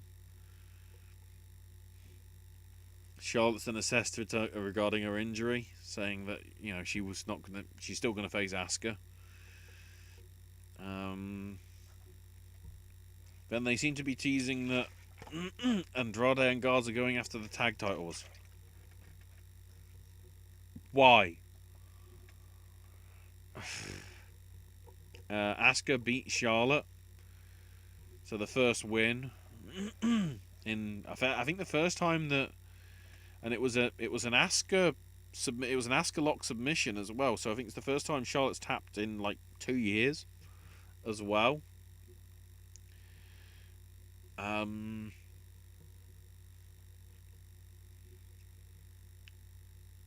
And then Nia was asked about it and said it's a shame if she was hurt while she was down. Then the Edge pre-tape promo. I want to go into sort of the details with this. You know, Orton won the match, but he's not the better wrestler. You know, I tore my triceps, but I kept fighting. You know, you claim that you let me keep fighting, but, you know, that's bullcrap. You know, I was about to apply the anti-venom, which is his submission, so Orton hit the low blow. You know, Orton's now calling himself the greatest of all time, and, you know, go ahead and merchandise that all you want. Put it on over whatever you want. You know, it meant everything to you to beat me, whereas I was just expected to beat you. And I'm surprised I didn't try the low blow myself. You know, I couldn't pick up my daughters on Father's Day because of the surgery. You know, and then you painted Christian in a corner and then just punted him. He's been his best friend for 30 years and been through everything in his life. And now he's woken up a side of him that will sink to any level to get what he wants and step on anyone's back to get to the top. Edge doesn't want to win a wrestling match. He wants to embarrass Randy. And he wants him to wish that Cowboy Bob was firing blanks on the night he was conceived. Oh! You know, I wanted Orton's kids to question whether he was okay. He wanted Orton's wife to be afraid to look him in the eyes. He wanted to infect every aspect of Randy's life. And then closed with, quote, "You have no idea what you've done. You woke up the evil. You woke up the rated R superstar. Get some sleep while you can, Randy." Which Orton, you know, reacted to himself.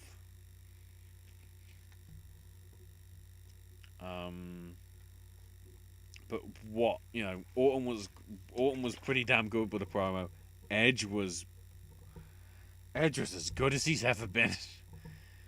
And then Nia Jax attacked Charlotte, which led to the injury. Supposedly, it's getting the surgery on it and everything, but it isn't actually the shoulder; it's something else. Because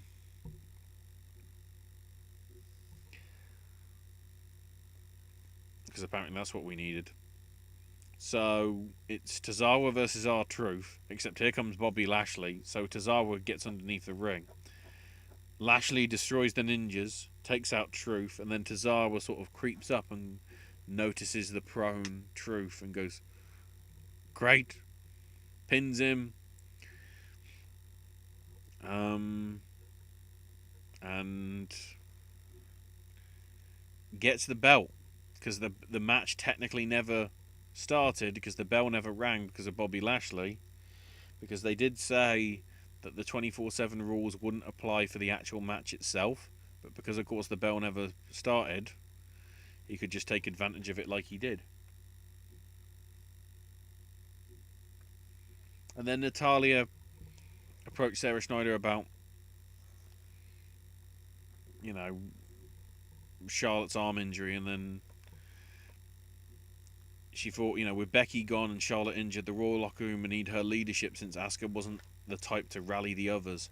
And then Natalya said she had news, but told Sarah, "Sorry, we've run out of time, you'll have to wait." Which, you know, was a nice little callback to a few weeks back, but the problem is that thing last week, the thing that happened a few weeks back with the we run out of time with Charlie Caruso. Why would Sarah Schreiber be aware of this? Because I don't think she was even on that show, and if was, she wasn't even part of that segment.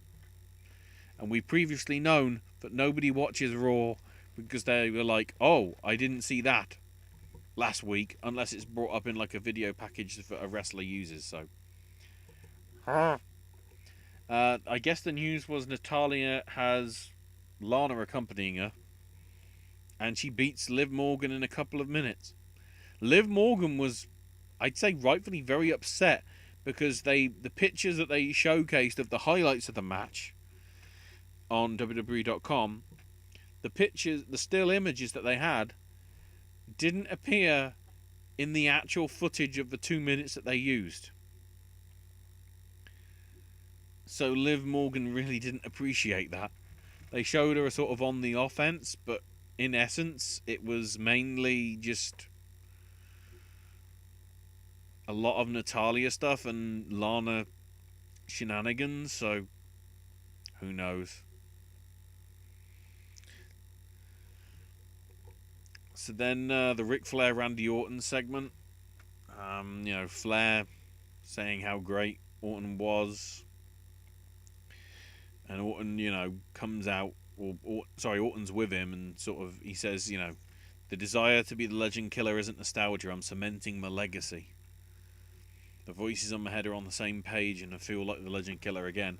And then here comes Big Show, calling Orton a narcissistic parasite, taking advantage of Flair, somebody he used to respect.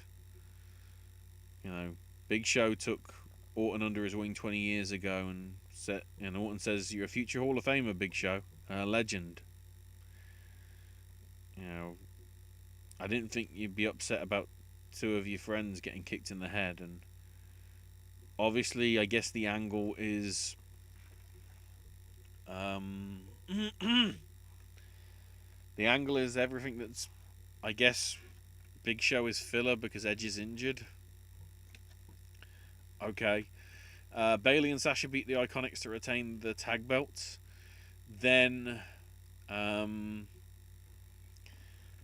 Sasha, the interesting note, of course, Bayley basically doing nothing and Sasha sort of winning the match by herself, and then saying how, I'm a bit jealous of Bayley having two belts.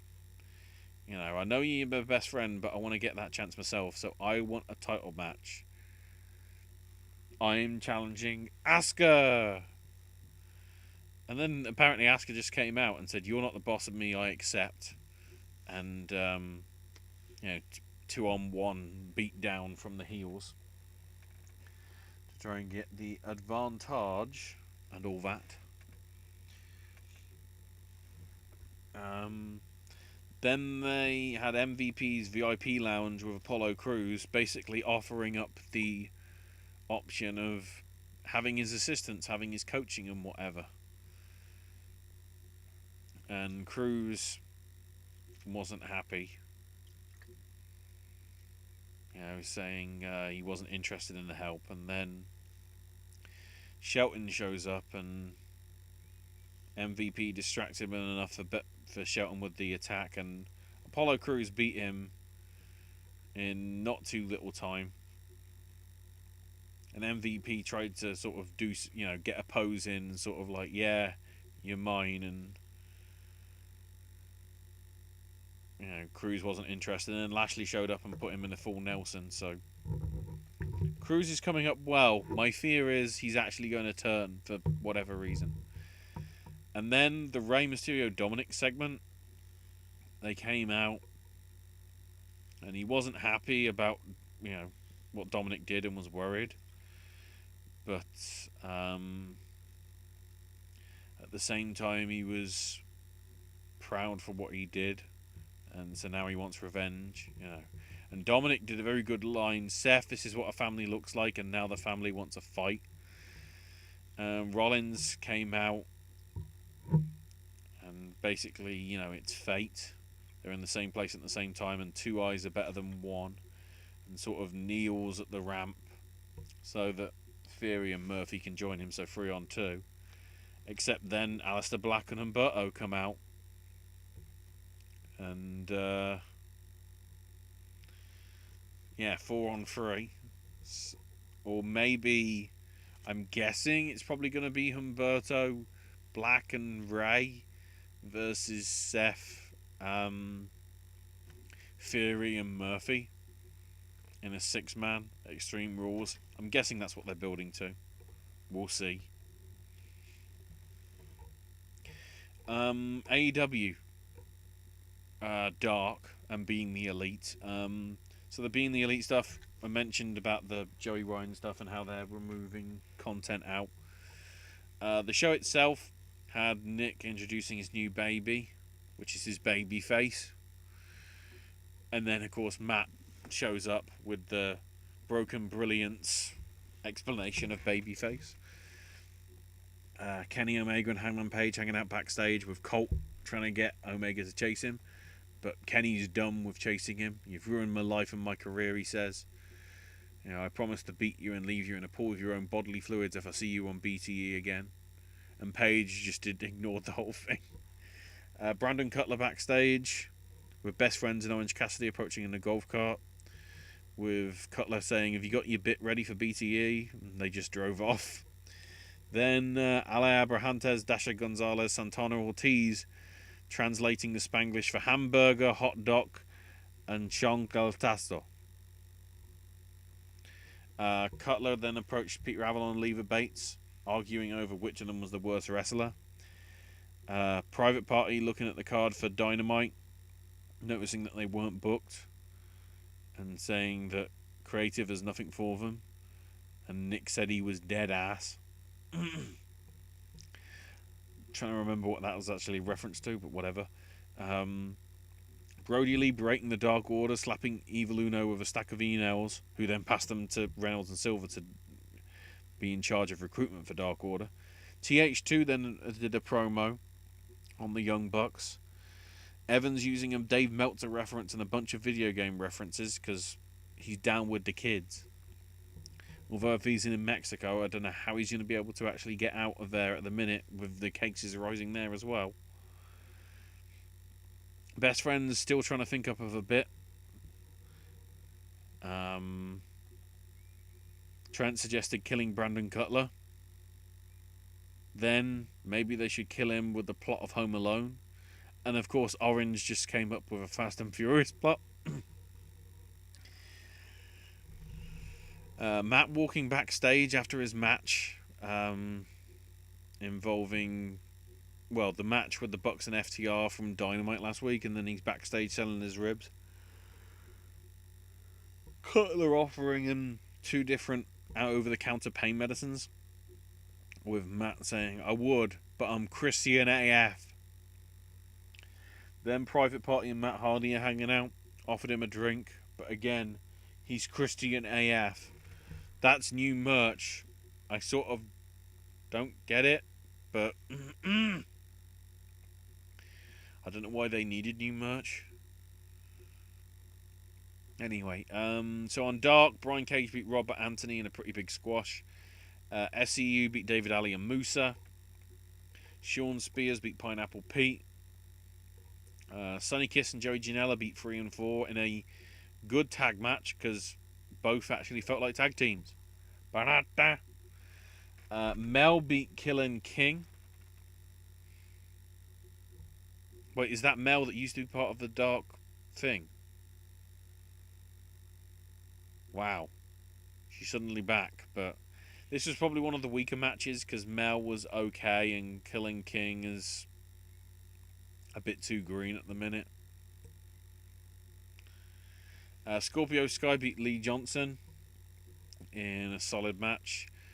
Jurassic Express beat Luther Serpentico and Max Caster in a random 6-man. And then Orange Cassidy beating Peter Avalon, meaning he loses again.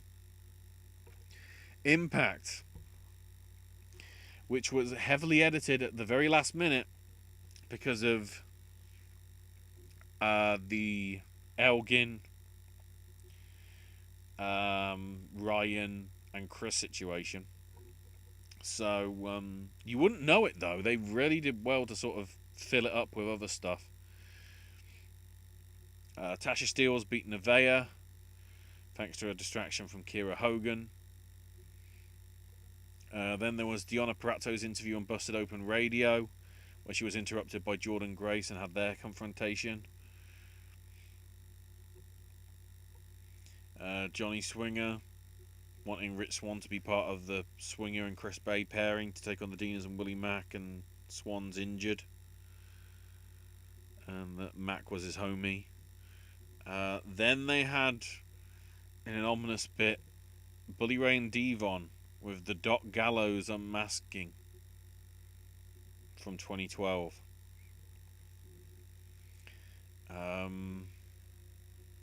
Alexander challenged Ken Shamrock to a match. Moose then forced some referees and people to listen to him about being world champ, which Crazy Steve interrupted.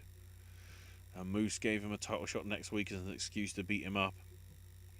Deonna Perato beat Alicia Edwards, with Jordan Grace rushing the ring and wanting to fight, but Perato left, saying it would be when she decided, which is going to be Slammiversary, which will be an interesting match. Then Swinger wanted Suicide to unmask and join them, which Suicide wasn't interested in. Then tried to pay off Hernandez with a lot of money, but Swinger had to win in an arm wrestling contest, which he lost.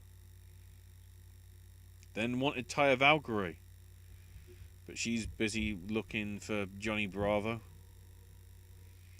Then Ken Shamrock, Josh Alexander didn't happen because the North jumped him on the entrance. Alexander locked in the ankle lock. Page stomped him. They're building towards that. Should be interesting. Taya Valkyrie beat Susie.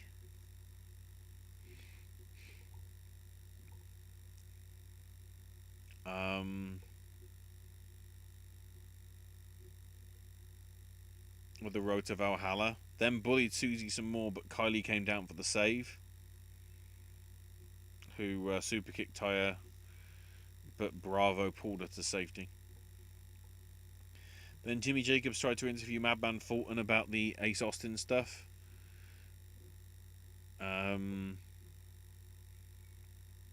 Swinger and Bay bet backstage, and Rohit Raju is the partner, which Bay isn't happy with. But Raju said, I don't want to be there either, but he bought a used card from Johnny Swinger and this was part of the deal. I don't know where that's going. The 6-man itself, with Bay, Raju and Swinger beating Willie Mack and the Dinas, was pretty solid. Nothing special, really. So yeah, Mack went to hit the stunner on Bay, but Raju saved him, so Bay tossed Raju into Mack to get stunned, used the distraction to hit the Fame-Master on Mack and get the win, so sacrificed. Reno Scum then bullied D'Lo, who was working on some marketing. Falabar and TJP then confronted them about being accused of attacking Trey Miguel, and that became a tag match challenge. And then Madman Fulton beating Eddie Edwards.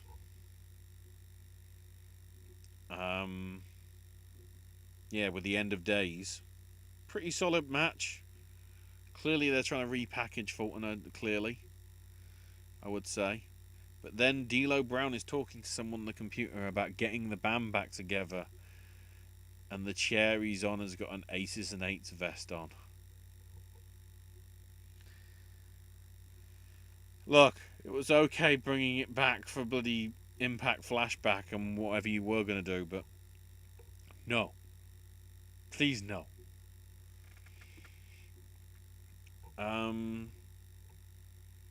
So we opened NXT, moving on to that, with Cameron Grimes attacking Damian Priest outside. Cameron Grimes then in the ring, gloating, saying, I'll just take the win. Except Priest, comes in, trying to sort of save face. But eventually it was just the injuries sustained were too much and Grimes got the win. Then Robert Stone trying to convince Rhea Ripley to join his group, which she hasn't wrestled him. Well, she isn't impressed with. And threw him in a dumpster. Aaliyah then wasn't happy and slapped her, and Rhea said, okay, I'll see you later. Then another Timothy Thatcher training seminar thing, where he's torturing people just like the dungeon, and Stu going, you gotta crank it. Santos Escobar beat Jake Atlas in a pretty quick match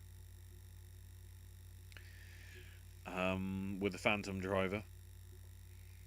Then the Undisputed Era continued on with their skit. Roderick Strong facing his fear because he actually realised, it actually is. I wasn't sure last week whether it was supposed to be. We were supposed to know that it was Kyle O'Reilly, but it actually was. And he faced his fear and got in the trunk of a car at the outside, and then said, "Don't worry, you're now facing Dexter Lumis in a match tonight." And Strong was worried, but sort of pumped himself up a little. Then Indus Sher and Malcolm Bivens cut a promo on Danny Burch and Oney Lorcan. Okay.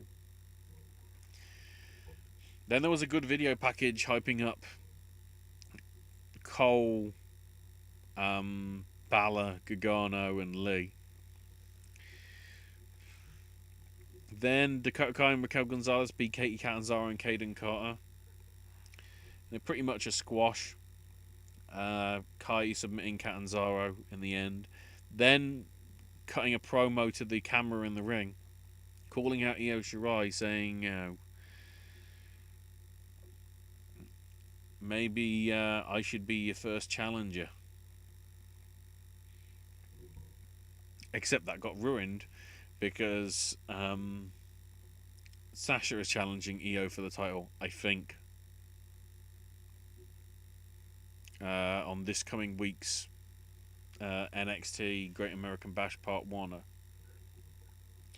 Karrion Kross, I wasn't going to say squash Ronson Reed. Reed got in a fair bit of offense, but eventually, Kross won in no time, really, with a cross jacket. Adam Cole interviewed about who he wants to face and said, I don't care. More of a promo for Mercedes Martinez. I'd like to see her versus Io Shirai. Maybe. Rhea Ripley then beat Aaliyah pretty convincingly.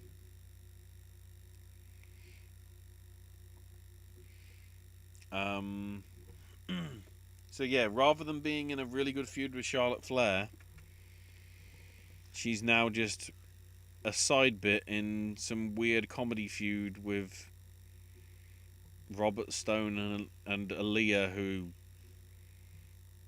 is okay but not great. Then Dexter Lumis beat Roddy Strong via countout because eventually, Roddy Strong just ran out the building. And then Fish was unhappy and Lumis put the sleeper hold on him and Fish, ran away. I get they're trying to make Lumis look weird, but at the same time, every time Undisputed Era runs away, I think of the Benny Hill theme, which doesn't work with Dexter Lumis. So then Stone and Aaliyah with a laptop and whatever, video chatting with Regal, and basically, they deserve a rematch with Ripley next week. And Regal goes, "All right, you're on. 2-on-1 mixed handicap match. You, Robert Stone, and you, Aaliyah versus Ripley." And they want basically a stipulation that if she loses, she has to join the Robert Stone brand. And he isn't happy with it, but Ripley shows up and says, "You know what? Yeah, it'll be easy." So if she joins the Robert Stone's brand, what the hell happened to Rhea Ripley in the space of 3 months? She went at the peak of her stuff in NXT with Charlotte. Really good promos, really good action and everything. And it's gone from dropping the title to somebody who was then going to leave the company by not getting pinned, and basically making the rest of the NXT women's roster look crap. Who knows the bloody context? And then apparently as well, Roderick Strong versus Dexter Lumis in a strap match. It's happening. Also, next week, hang on, in terms of NXT Great American Bash stuff, So, okay, it's non-title between Io Shirai and Sasha Banks. That's a shame. Um, so, Mia Yim, Tegan Nox, Candice LeRae, and Dakota Kai are going to be in a number one contenders match. However, they have announced it's going to be a fatal four-way elimination, so there will be 3 falls in it no matter what. Dexter Lumis goes one-on-one with Roderick Strong in a strap match. The 2-on-1 handicap match for Ripley's services to the Robert Stone brand, at least in that sense. And just added recently, Oney Lorcan versus Timothy Thatcher. Oh, people are going to squeal and squeal and squeal. I love it, Mago. Wah! And other assorted noises. And then a very good main event. Keith Lee successfully retaining against Finn Balor and Johnny Gargano. They did the whole, Finn doing the pose in the corner with the fingers, and then Keith Lee coming, out of shot, which was a nice little touch. And Lee winning with the Big Bang Catastrophe on Balor. And Cole and Lee had a stare down because obviously that's going to be building to a head in 2 weeks. In terms of what went head to head with it on Dynamite, pretty solid show as well. Wardlow beating Luchasaurus in a very good opener. Wardlow hitting a low blow with the ref distracted, followed by an F10 to get the win. Afterwards, MJF went after Jungle Boy. A brawl broke out in the ring and had a pull apart. The 4 of them will be in a tag team match at some point in Fyter Fest.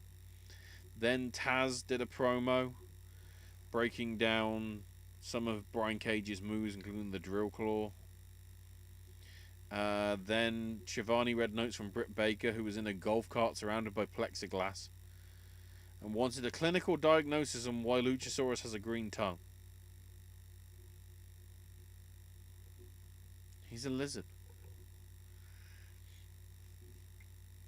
Hikaru Shida beat Red Velvet in God knows how much time, because Shida hit a high knee, Shida hit the Falcon Arrow, Shida won. The more interesting thing was Penelope Ford taking a swing at her from behind the barricade. And then Shida attacked Ford and Kip Sabian, and they got into a pull apart ahead of their stuff. Then highlights from the press conference, which I don't know, they said highlights from the press conference, and then I don't remember seeing the press conference actually anywhere, so whatever.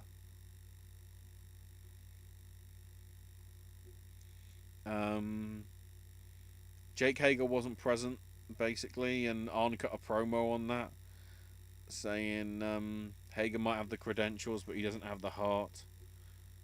And then Cody was asked about what the title means to him and how it represents hope. Ricky Starks coming to the company with just $3 in his checking account and leaving with a job. He loves real wrestling, not cosplay wrestling or meta wrestling. Loves to taste his own blood. Alright. That's a bit crazy. And wrestling's fed him his entire life. And then Hager and his wife Catalina entered. They faced off for the cameras. Did a pull apart after Hager put his fists on Cody's jaw, but there wasn't actual, it was just like a pose thing. And as they were leaving, Catalina decided to throw a glass of water on Cody, because I don't know.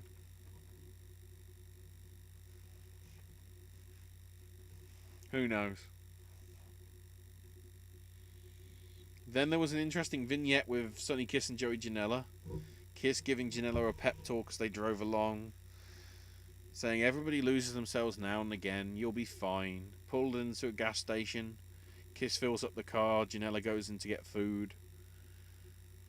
A group of dudes showed up, started causing a ruckus with Kiss. And Janela and Kiss fought them off and drove off. And Sonny said, I can get used to this team thing. And Janela went, yeah, me too. It's airing sort of like Lucha Underground, which isn't great, but at the same time, it seems to be a team that's mixing well, which is good. Mr. Brody Lee and Colt Cabana then beating them, so, that worked. Basically, Brody Lee hit Janela with a discus lariat, allowing Cabana to cover Janela for the pin. And Lee raised Cabana's hand, and Cabana celebrated with the Dark Order, so interesting. Then Kiss and Janela both got laid out by Lance Archer, building up to Lance Archer facing Joey Janela, I think, on night 2 of Fyter Fest, so that'll be July 8th. Then FTR beating SCU. My God, this felt like WCW from the mid '80s. You know, when we actually had awesome, the actual original Four Horsemen versus like Road Warriors or like things like that. It was really old school and really, really good. Really, whether it's better than what you would have had with the bloody with the Nightmare Express or the Nightmare Family or whatever, I can't remember. Natural Nightmares, probably. Wow, this was good. Good. Kazarian and Daniels. Mwah! Mwah! Oh, and, FTR as well. Harwood and Wheeler. So Harwood cut a promo afterwards saying, there's good guys and bad guys and they're the baddest guys. Cut a promo on Jungle Boy and Luchasaurus, then the Young Bucks. But then we're interrupted by the Butcher and the Blade, who were in FTR's truck. And then all of a sudden, while they were doing a promo and they were looking at them, here come the Lucha Brothers entering the ring, with Blade challenging FTR and the Bucks to face the 4 of them at Fyter Fest in an 8-man. Lucha Bros hit FTR with the combination, finisher that they have, with the Bucks running in for the save, and the 4 heels driving away in the truck.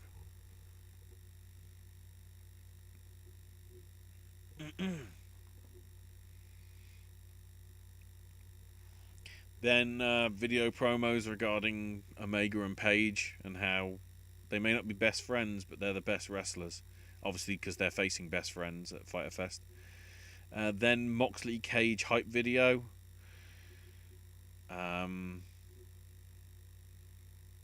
Taz joining commentary for Cage squashing John Cruz in no time.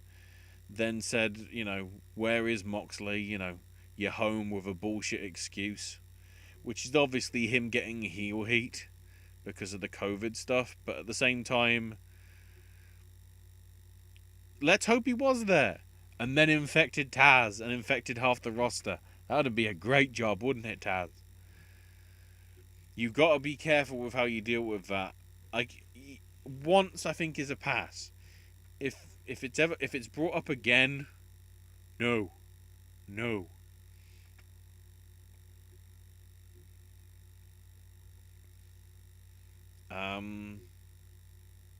Then Lee and Cabana backstage during the win, and Cabana said winning feels good and lives are filled with defeats, but it's how we come back from them that it makes sense. And then cuts a promo on SCU saying he's bringing his best men to Fyter Fest and wants them to do the same. And Cabana's like, "Are you sure about this?" And Brody's like, "Don't worry, it's all good."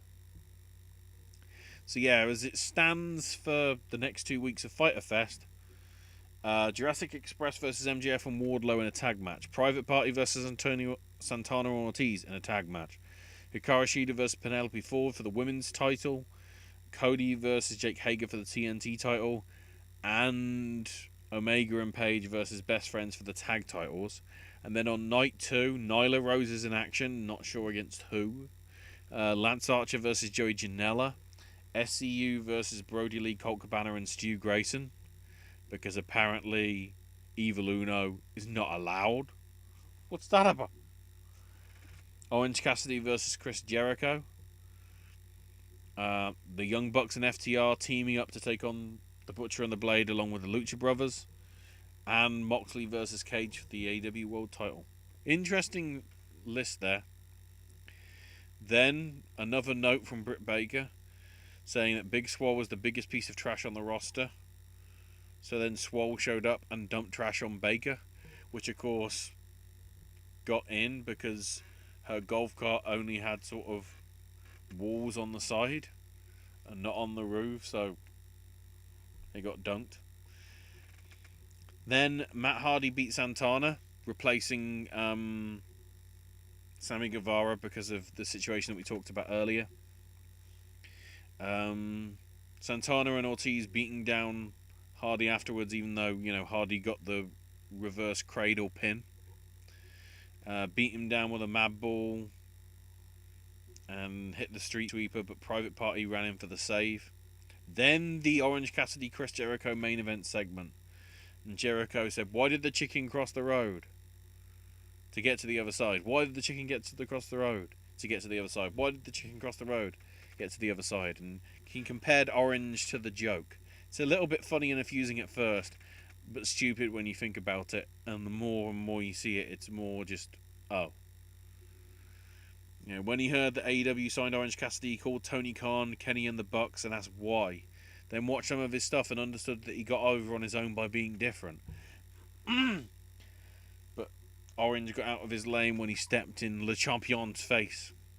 And if he tries any bullshit, kick the shins offense at Fyter Fest, Jericho will knock his teeth down his throat. Cassidy will simply run out of juice at Fyter Fest. And then Cassidy does his light shin kicks to Jericho. So Jericho just takes the glasses off Orange's face and crushes them in his hands.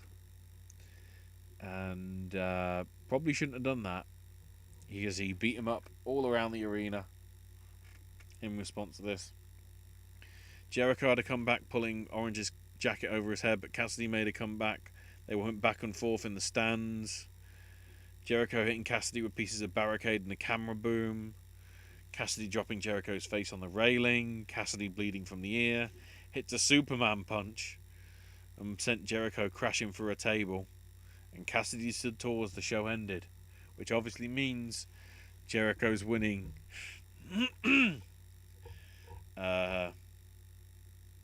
Jericho's winning in a couple of weeks, I would guess. And SmackDown. The first 40 minutes of this was sort of video package showcasing The Undertaker's career.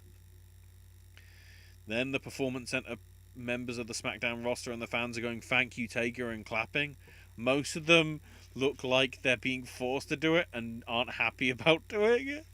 It's like, if it's Undertaker, pay respect, but don't go, "Thank you, Taker." Don't make it look like you don't care when it's somebody that, has actually had an important career. They had highlights of his Survivor Series debut. Then they went straight into the Boneyard match. Which they did like pause for breaks and whatever. The interesting note from this, they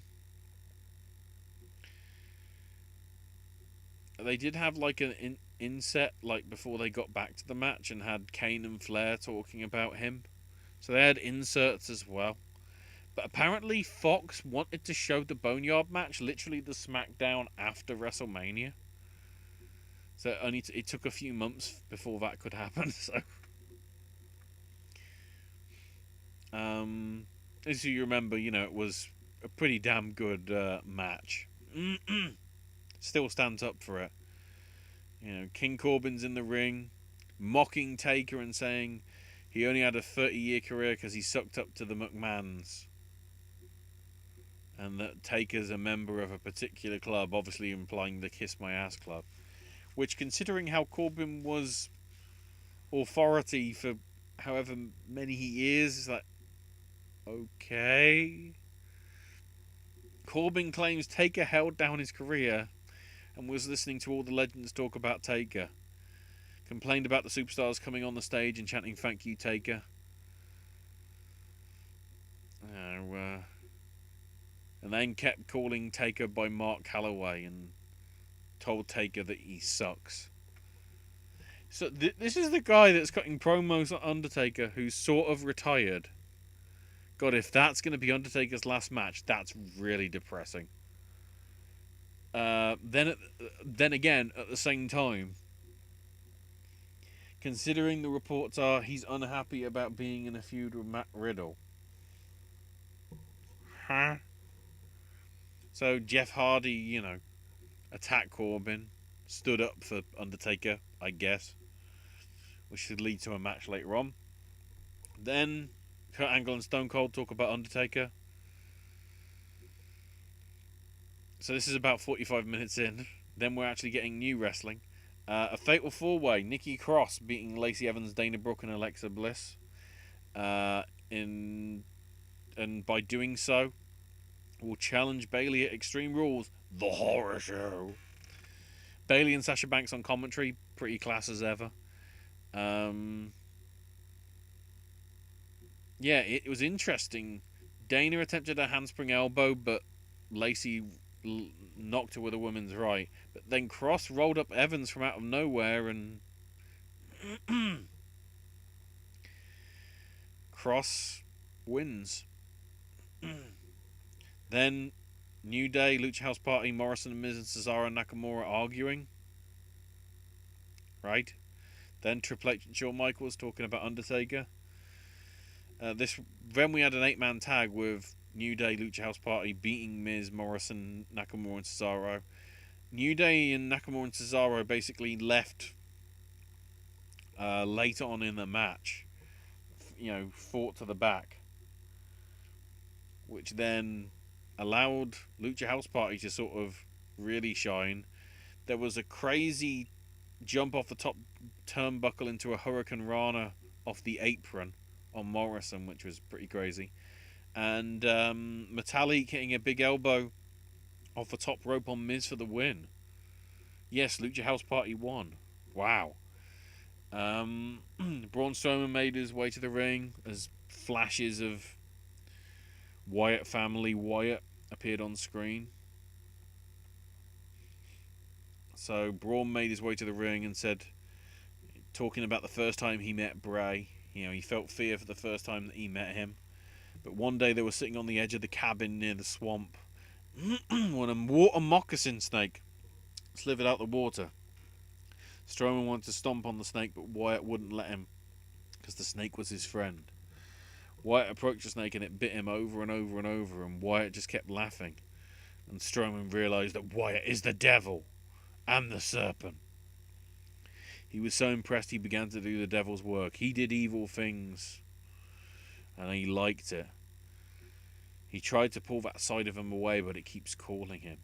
He challenged Wyatt to return to the swamp and promised to destroy Wyatt and drag him into the swamp, and wants to know if Wyatt wants to return home one last time. And then peered into the camera as Wyatt's laughter could be heard, and Strowman then laughed maniacally with it as well. Okay. King Corbin again mocking Undertaker and Jeff Hardy, saying Hardy is going to rest in peace. I'm guessing Sheamus wasn't on because he was absolutely rat-arsed because Liverpool had won the English Premier League, however you want to look at it, soccer, football thing. So they probably just let it go or something. So the whole toast is being saved till next week's SmackDown, or this Friday coming. Batista and Foley talking about Undertaker's career, then recapping what happened, and then Jeff Hardy beat Corbin with a swanton. Then Corbin attacked him. Kingston tried to make the save but didn't. Then Big E came in. Then Strowman came in. Then Riddle came in. Okay.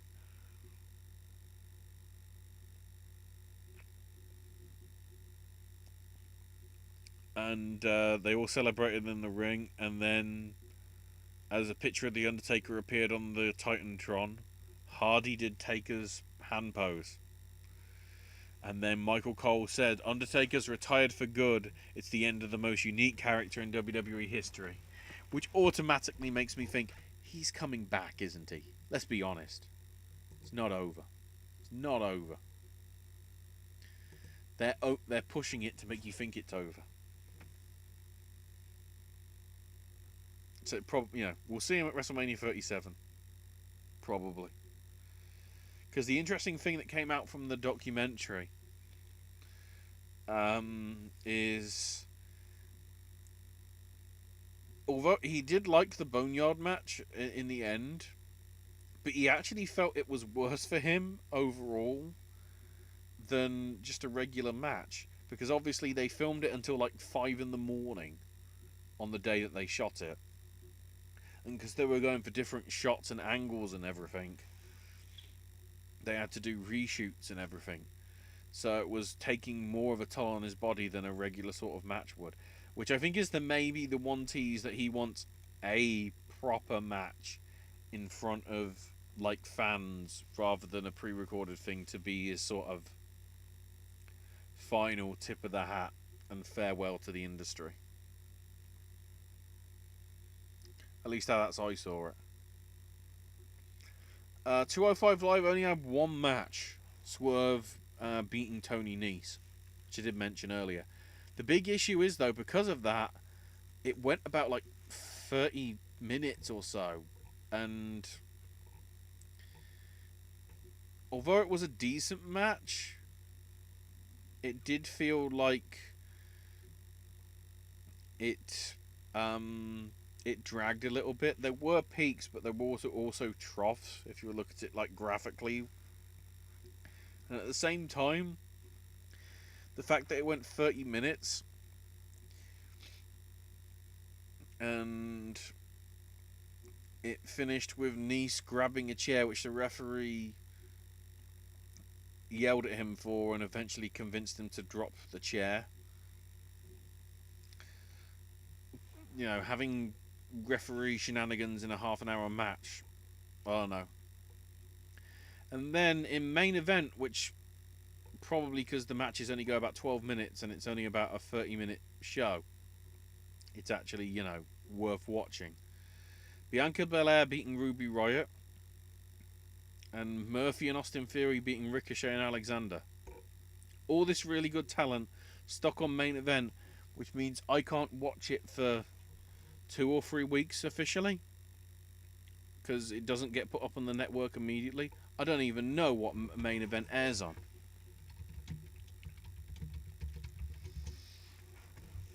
Where the hell does WWE main event air?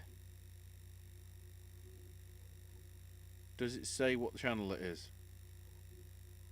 Hulu. That's why I can't see it. It's a Hulu exclusive.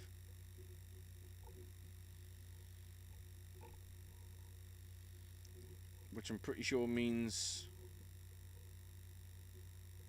it's not actually available in the UK properly yet.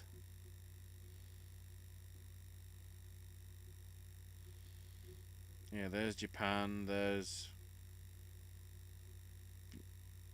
not Canada.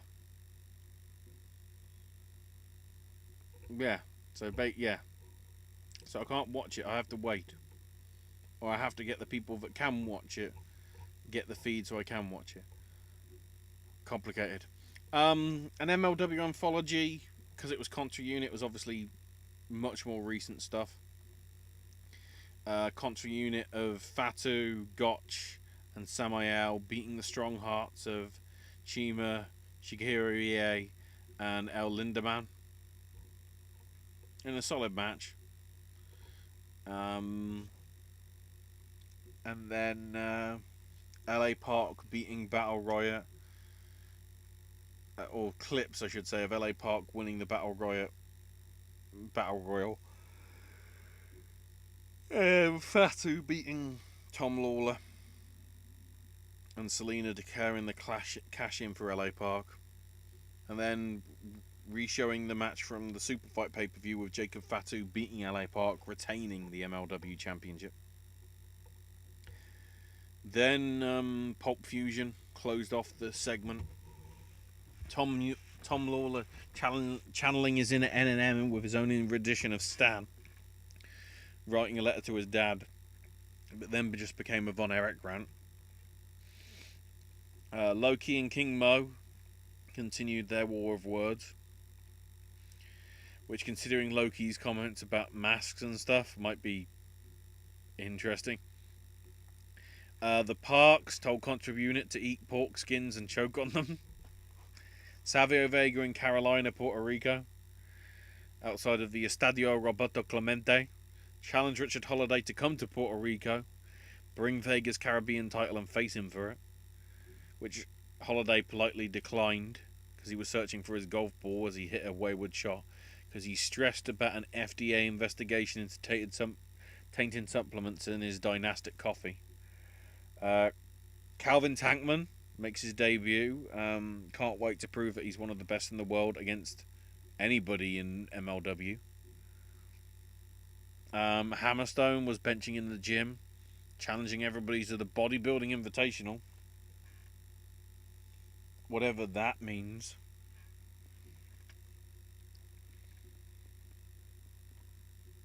The bear that Mansa got a hold of to fight inside his triple cage was set free and was roaming about in old Mansa's house. Jordan Oliver checked off a goal for turning 21 to be better than Simon Gotch. Selena De La Renta told us we'll find out what she has when the time suits her.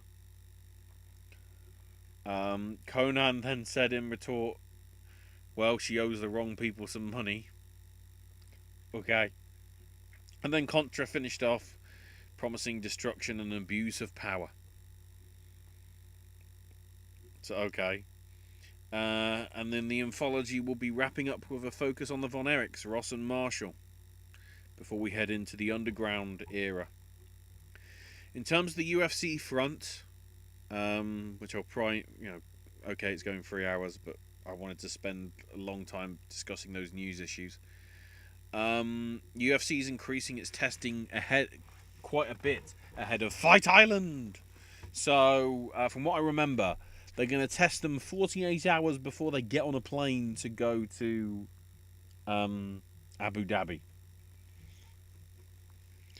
If they test negative, then they can get on the plane. Then, as soon as they land, they get tested at the airport. They go to a hotel room to wait for the negative test result. Then, once they've done that,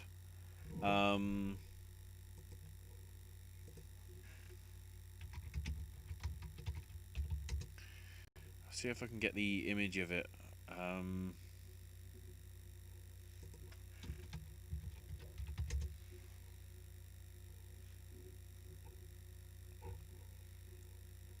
on, let's see if I can. See if I can get the image to get the actual accurate details.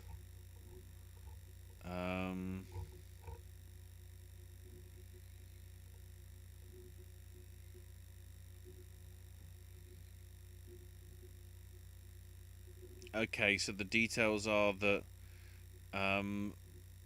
they'll be going to regional anchor cities before the UFC will charter flights from there to Abu Dhabi. So fighters and corner people from the US will travel to Vegas. Those in Brazil will go to Sao Paulo, and fighters elsewhere will go to either London or Moscow, depending on their geography. When everyone arrives at the anchor cities, there we go, they'll be given testing and quarantine before leaving for Abu Dhabi on chartered planes. Once they all arrive, they'll be administered 2 more tests. Once when they're come back in the airport, and then the other, they basically go to the hotel room, wait for the test. Then they have another test when they're actually at the hotel, or the hotel where they're actually going to all congregate in.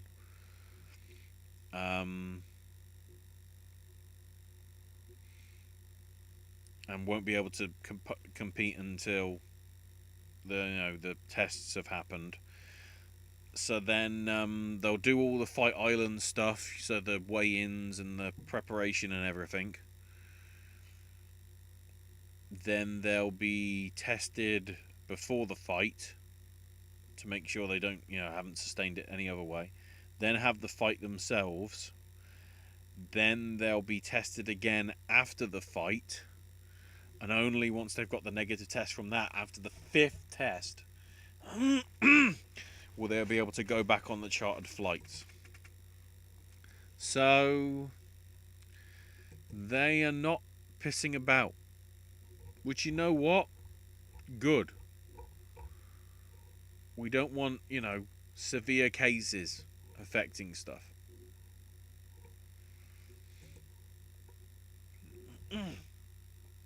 Josh Emmett confirmed, we talked about last week, he did suffer a complete ACL tear in his fight, in his victory against Sherman Burgos last week.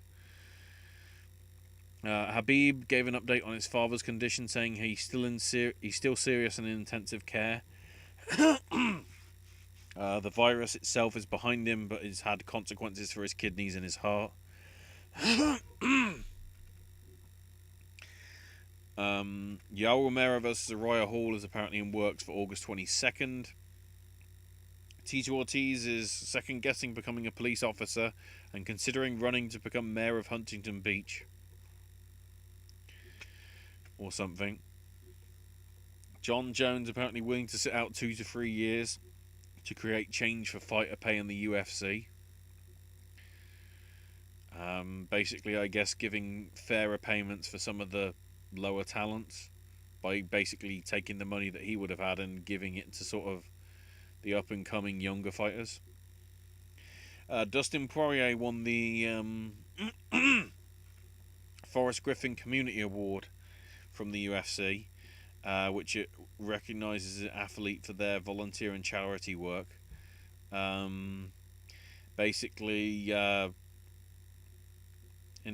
Basically, it's regarding establishing the Good Fight Foundation in Lafayette, which has donated more than 1,000 meals to frontline healthcare workers at local hospitals and clinics.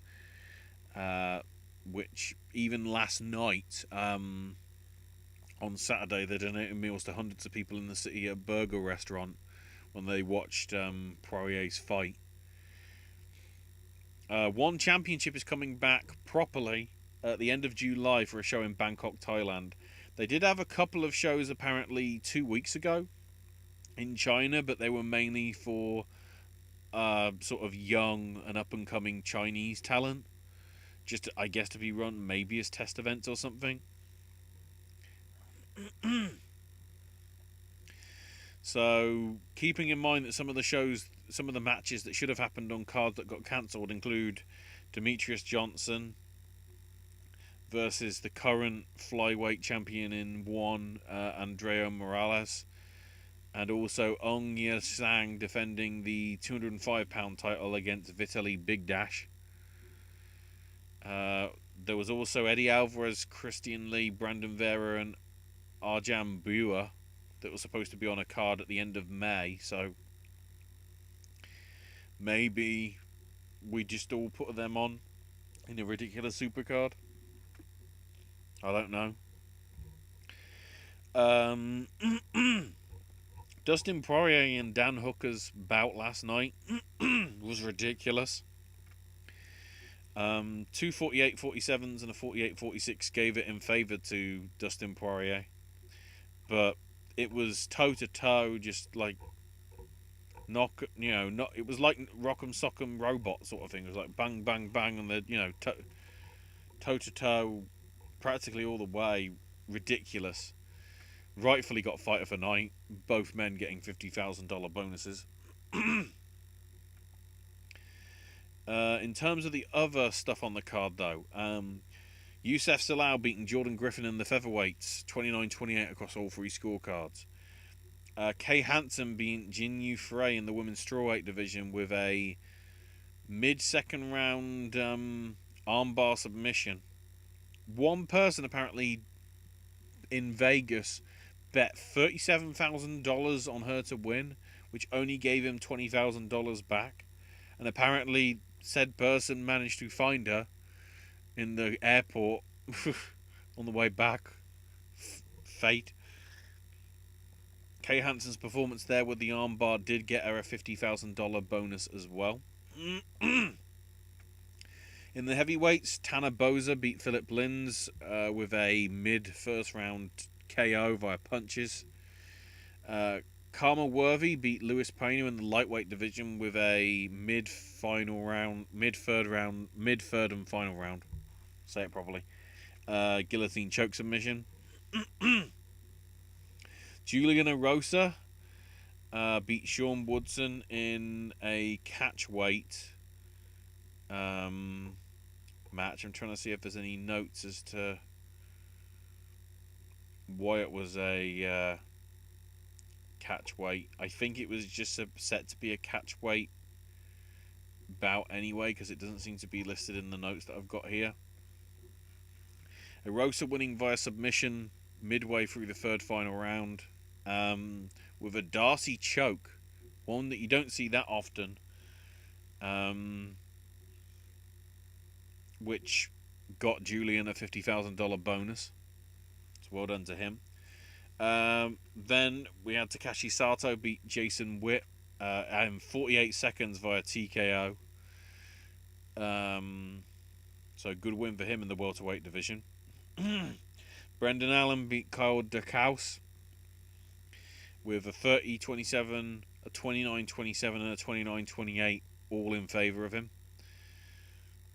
In the heavyweights, Morris Green beat Gian Vellante with an arm triangle choke submission with about a minute left in the third and final round. In the heavyweights. Then in the welterweights, Mike Perry beat Mickey Gall 29-28 across all three scorecards. Very even sort of fight. I'd say Perry probably did edge it 2-1. I did manage to catch that one and the Poirier Hooker fight personally. And yeah, Poirier Hooker was really good. There's been a lot of strong matches this year considering everything that's happened, so at least that's a good thing to say. Right, coming up to 3 hours, I better get done, get got, and all that. Thank you for watching. Most likely on the archive, because live viewers sort of peaked and then just became zero for a lot of time. Because I never know how to properly promote this stuff effectively for you guys. Check out all the other content on here. AJ's movie reviews and versus, and must be getting close to the end of the short stories. Maybe one more. I'm not sure. I ain't got the details with me. But that'll be coming up certainly. Owen sipping snacks and hopefully soon Voices of Liberty stuff. We'll see how everything goes with the developing situation in Florida. I still need to do my at least one gaming video. I think the PlayStation one is a bit too late to react to now.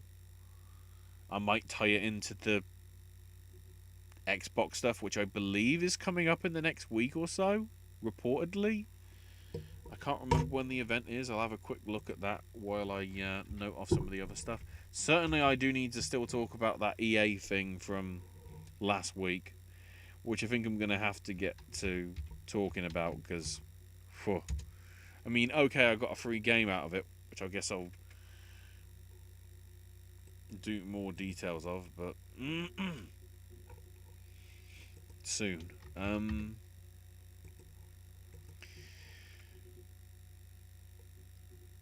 Oh, interesting. Microsoft's closing its physical stores around the world and will reimagine some of its places as experience centers that don't sell products. So if you want to buy an Xbox Series X, too bad.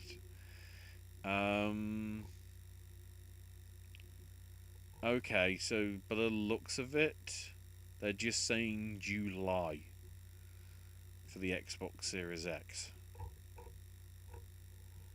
There's no actual date attached to it. Seemingly. It's just some point in July. So I have to keep an eye on it. They're going to have to announce it soon because we're coming up to July.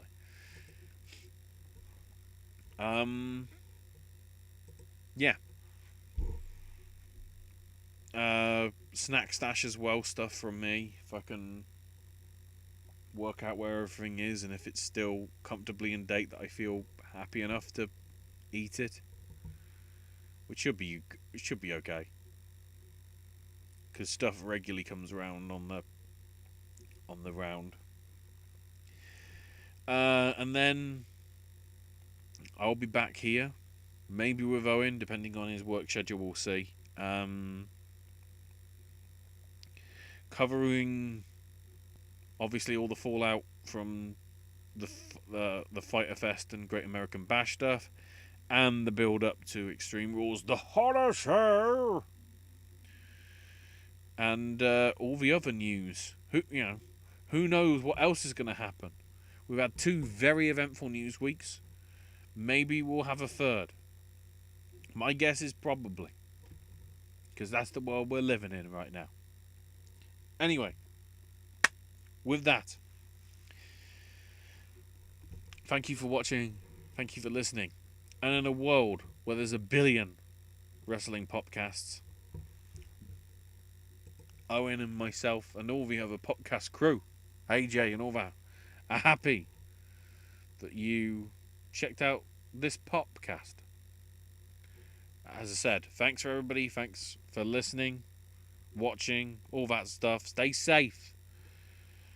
And until tomorrow, boys and girls, I'm not booked.